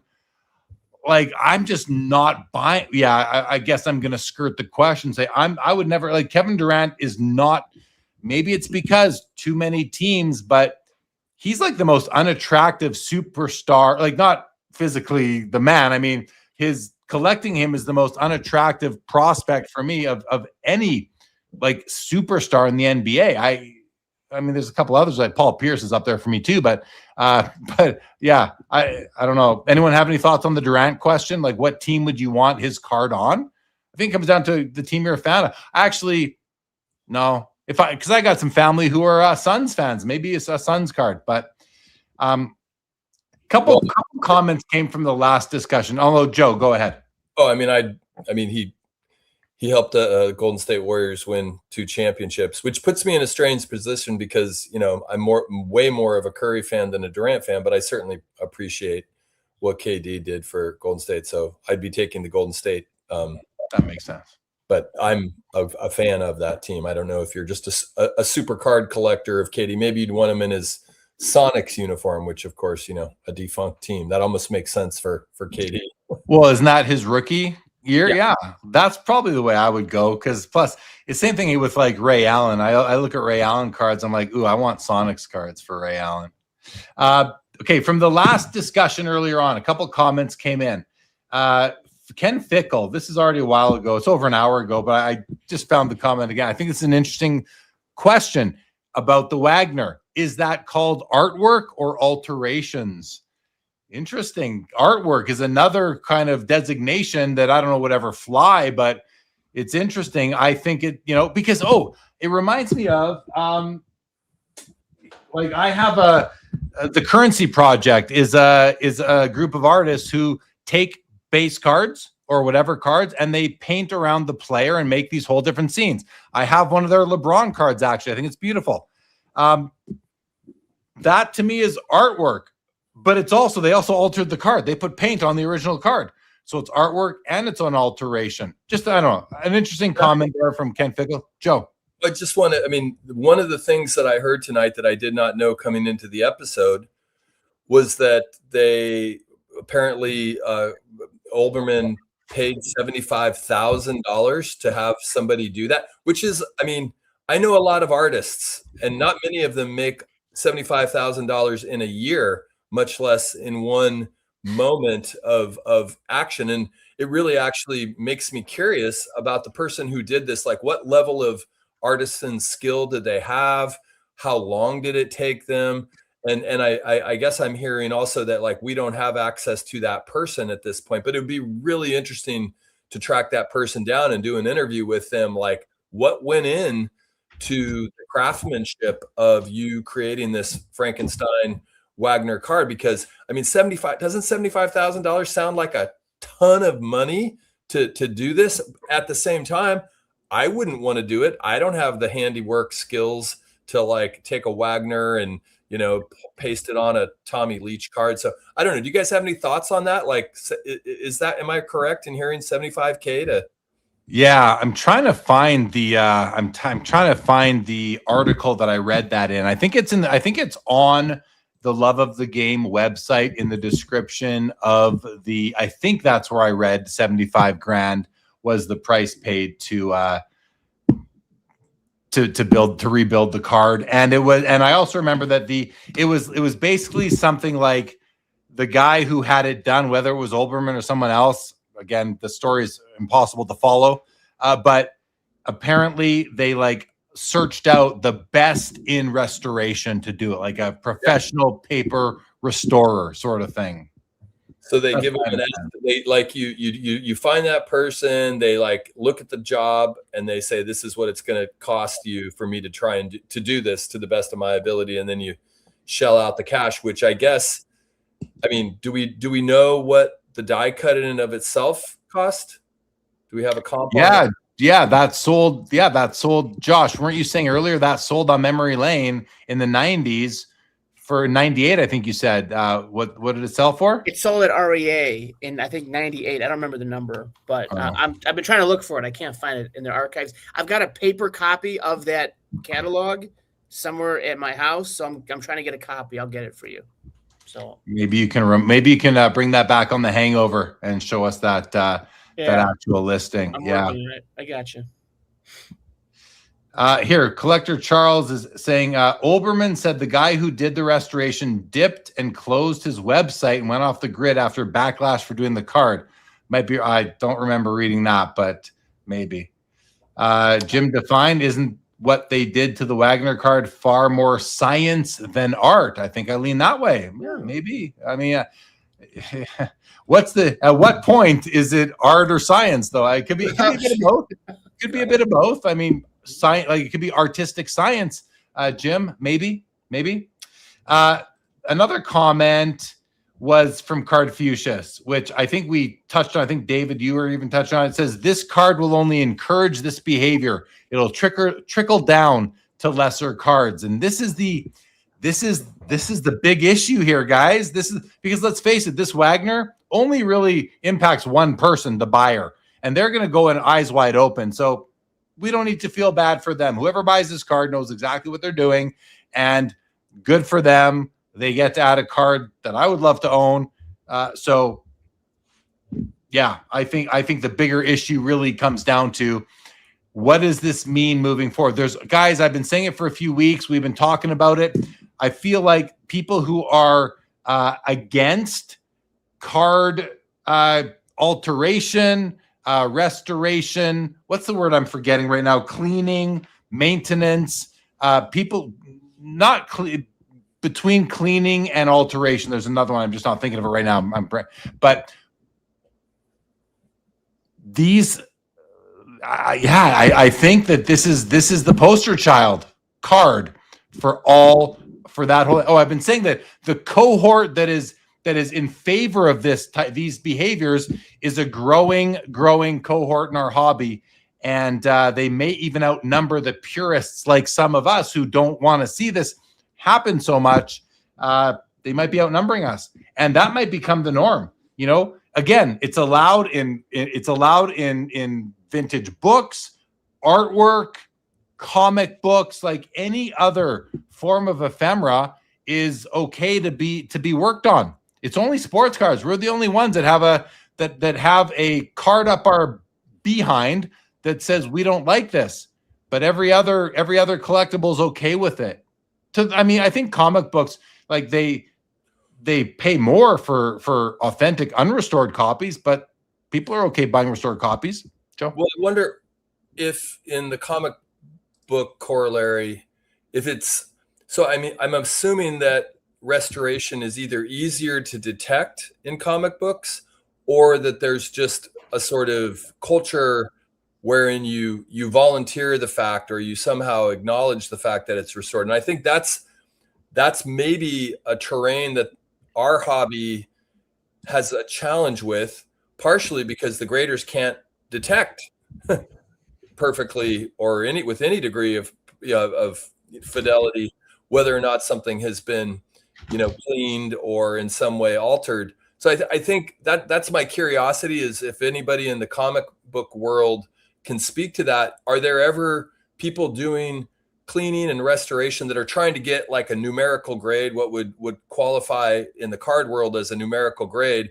Or is it just way harder to do that? Like you can tell because you have to bleach the pages or something, and it's much more obvious. Because that could play into why other sectors or segments of collectibles are okay with it, whereas us in the card world, it's just way more challenging because it's a smaller object and there's maybe more capacity to hide the fact that you're cleaning it.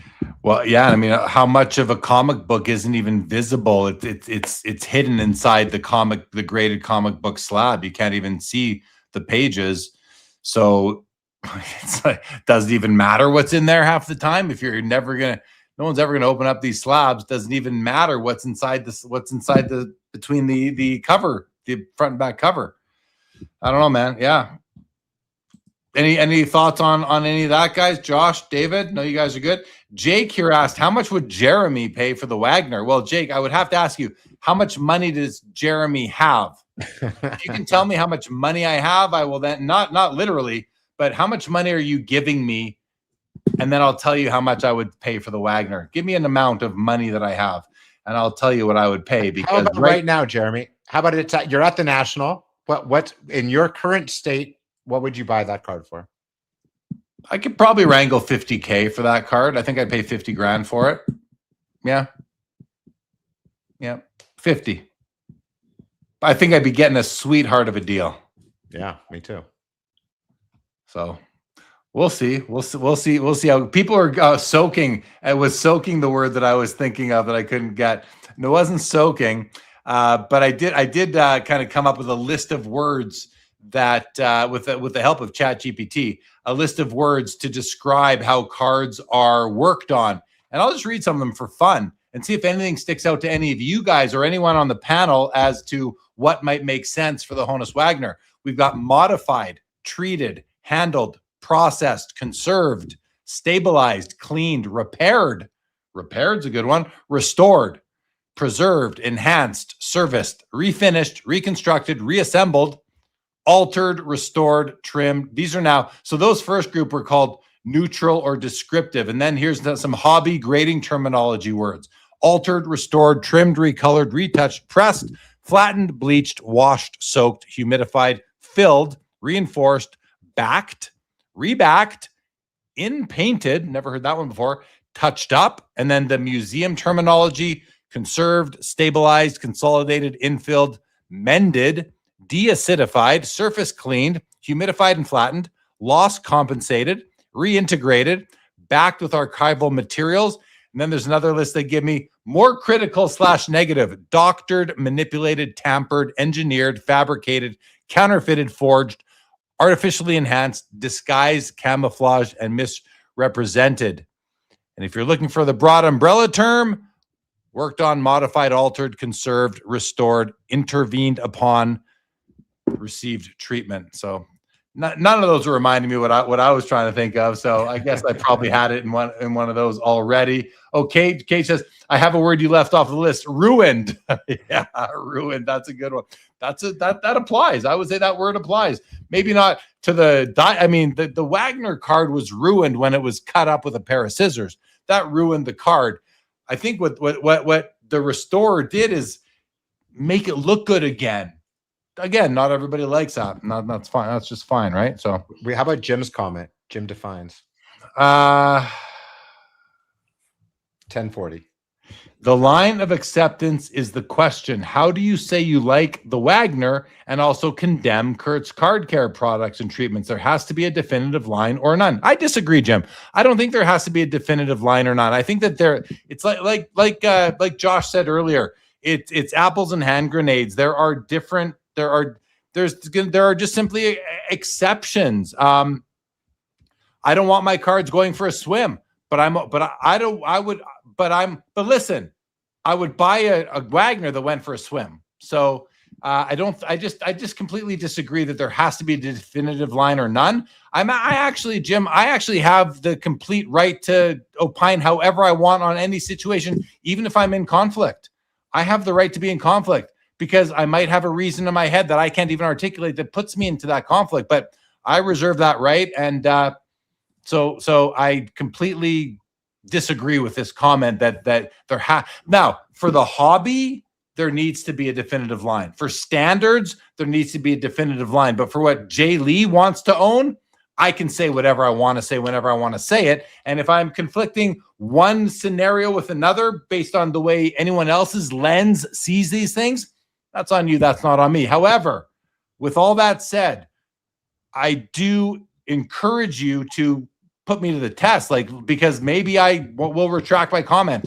Maybe I haven't. Again, I've said this before, guys. When you're live streaming, you don't have time to think about everything you're going to say. You just don't. I'm not that quick-witted to be able to perfectly articulate every thought I have and take a position on everything on demand with a comment from the chat or from a guest or at all. So that said as well, you know, anyone, you can go clip something I said and you know, you're just looking for a gotcha moment, but which is BS itself. So, and I appreciate the comment. He says it wasn't a criticism. You just yeah, that's why I broke it down, because of hobby versus myself. So for me, I disagree, Jim. I appreciate the clarification. But the hobby does need a line. I definitely agree with. David, yeah. Thank you, Joe. And thanks, Joe. But you know, this is like the thing with alterations and everything, right? And how some people are saying restorations instead of alterations, where you are trying to make a card look better, right? That just like this die cut Wagner, they thought that this is making it look better. Soaking is making it look better. Trimming is, in their mind, making it look better. But a lot of these things are covered up and hard to be able to tell, and trying to get past graders and things like that. And some are being totally open, right? And some are being open when they sell the card in a raw form, but who knows what's going to happen when it slabs, and if the next people are going to know this. A Wagner, the thing is because there's so few of them, everyone's going to know what happened with this specific Wagner. But if this was a 1951 Bowman Maze, you might not be able to find it as easily, right? So that's the interesting kind of side of things, where I can kind of see the difference from the reason why it can be a little bit with soaking in this is just because you're trying to take a card and making it look better from its state that it's in right now, you know? Intent. And what are you trying? Are you trying to deceive the public or not? You know, the comment that Jim made, which a good comment, you know, if you are talking about Kurt's card, if you're talking about whatever, any work that's done on a card to clean it that is adding foreign substances, like, you know, if you're immersing a card into water, distilled or not, that water is penetrating the surface of the card. It's getting into the fabric, into the fibers of the cardboard. If you are simply blowing dust off a card or taking a microfiber cloth and cleaning off a fingerprint or something, you're not penetrating the card in that way. So it just depends what level of work you're doing on the card. And if you so if you're doing that work to deceive the public, you're trying to get one over, you're trying to, you're committing what I'm now calling PSA fraud. If you're trying to get a card into a PSA holder that PSA does not want in that holder, and you cover the serial number on your card because you don't want them to decertify it because you were successful at committing your PSA fraud. Well, that's different than rehousing a die cut Honus Wagner, where everyone knows what it is. So I think that's another answer to that comment that Jim had. Cardfusion said, but you have influence. So if you're talking about me having influence, I gotta just say, like, this, people watching this kind of know me well, I think, if not the new people, but like, yeah, you got to know, guys, know from here on and understand that, I mean, I can be wrong, guys. I can be wrong. Believe it or not, I can be wrong. And believe it or not, I can say one thing on one Saturday, and the next Saturday, I might decide that I don't feel that way anymore. Just be warned. Just be warned that I might change my mind on things. So don't be influenced by me, guys. Don't be influenced Don't be influenced by me, because I could steer you wrong easily by not having the ability to think something through. Sorry, Joe, go ahead.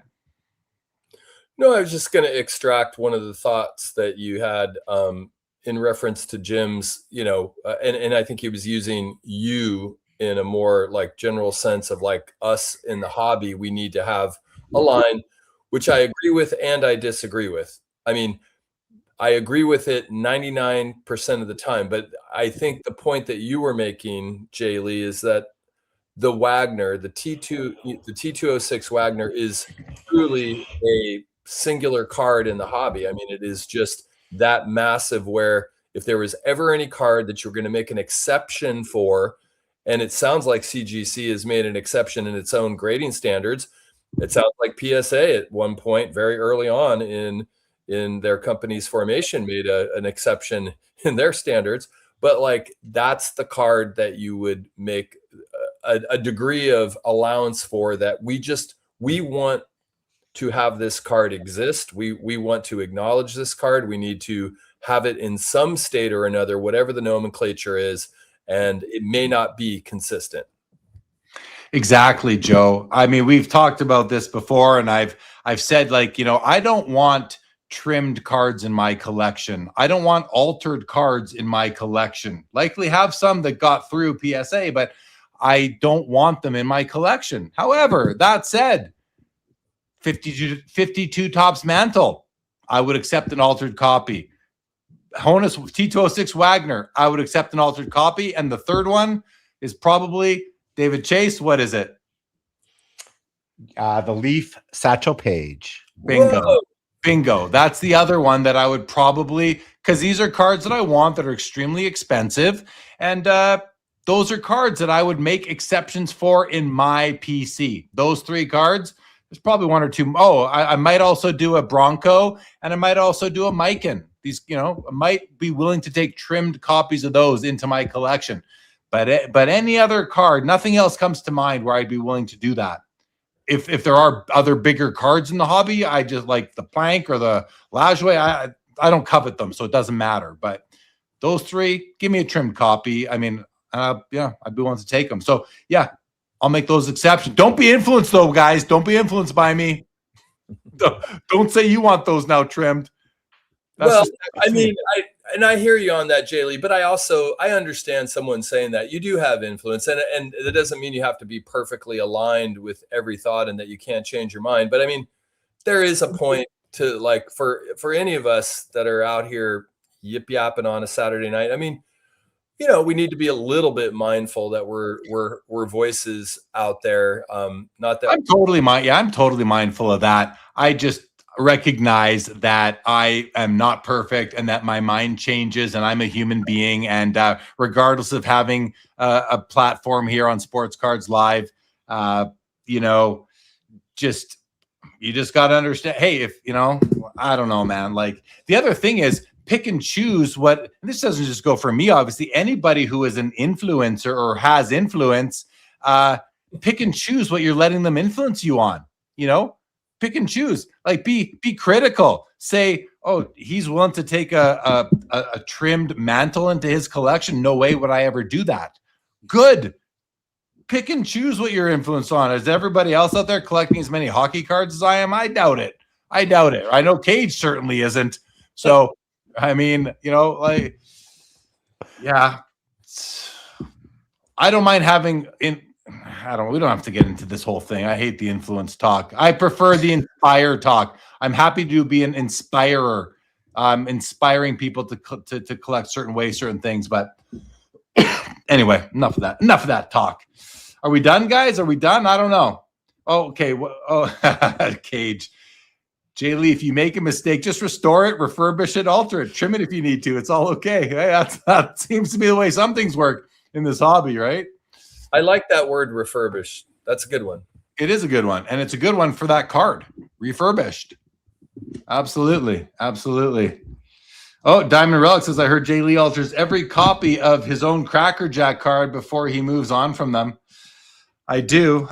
By the way, if you haven't seen yet, the new 48 Leaf will be available at the National. 500 were made. 6 will be asked for. I'm certain the over under is 6 copies on that.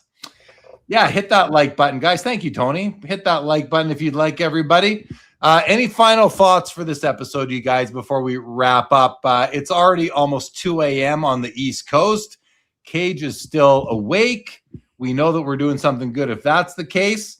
What do you guys Yeah, I know. I just said it's 2 a.m. over there. You're still up. Appreciate you being here, buddy.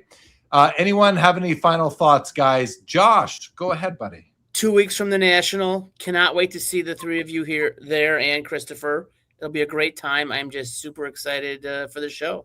Hopefully, we'll hang out afterwards if I'm not too tired. I'm on my feet all day. I'm old. Can't wait as well. And keep in mind, guys, next week, Sports Cards Live is also on Hobby Palooza for the annual Hobby Palooza Content Festival occurring on the For Collectors YouTube channel. We'll also, just for anybody, loyalty to our audience here, we will also be streaming here to Sports Cards Live, so you won't miss it. But we'll have comments coming in from Sports Cards Live YouTube channel as well as the For Collectors YouTube channel. It is a charitable endeavor in favor of signatures for soldiers. So you're welcome to donate. You'll learn more about that next Saturday on the show, but we will be back next Saturday for that. I'm here tomorrow night for the Fanatics Collect weekly auction ending watch party. I will be doing a giveaway during that episode. However, to qualify to win that giveaway, you will have to be watching on the Fanatics Collect app in the Collect Original section on Fanatics Live. So come check that out tomorrow. And the episode I recorded with Victor from True RCs, Victor Roman Sr., will be dropping on his channel on Wednesday. And I thank everybody who did watch the Steve Taft interview that dropped Monday here on Sports Cards Live, and the people that watched the Joe Hollywood episode the Monday before. Thank you for watching that. And go check out Hobby Spectrum. It is no longer Cage, if you're still there, we now show you the curve, how you dip your feet into all the archetypes, not just your core archetypes. So we are growing and developing that, and some more features to come very soon. That's all I can think of right now. You can catch these episodes on Spotify and Apple, and David Chase has something to say. I was just going to answer from the question. I don't think any of us are going to Fanatics Fest. Jeremy, you're still not going, right? I'm not going. No. I will be at West Coast Card Show for Zach, who asked. So come up and say hi to me. And Joe and I will be on Monday night with Greg on his live show, which will be fun to do too. And we will be back with The Hangover dropping on the Sports Card Clubhouse channel on Wednesday. Joe, please. Well, just a great show tonight, and thanks to the chat, the illustrious chat. I did want to acknowledge our colleague and friend, Christopher McGill, Hoge. Happy birthday, buddy. We miss you. Hope you're having a good weekend and celebrating your life.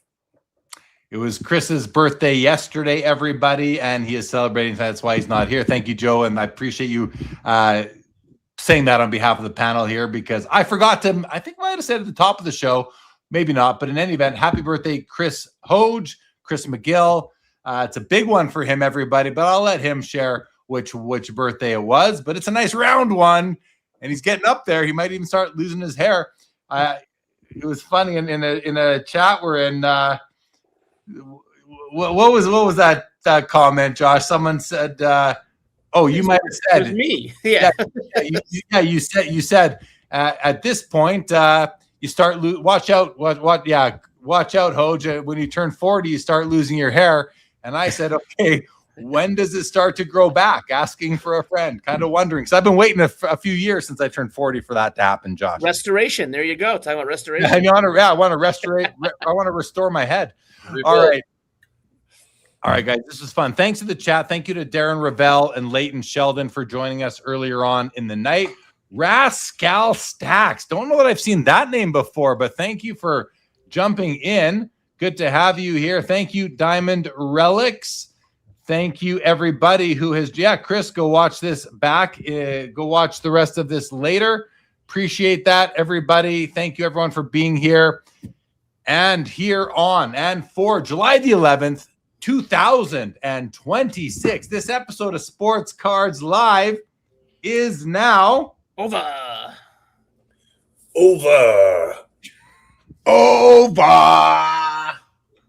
And with that, good night, everybody. Thanks for tuning in and being a part of the Sports Cards Live community. Don't forget to like, subscribe, and most of all, keep collecting. More great content to come. Sports Cards is a lifestyle.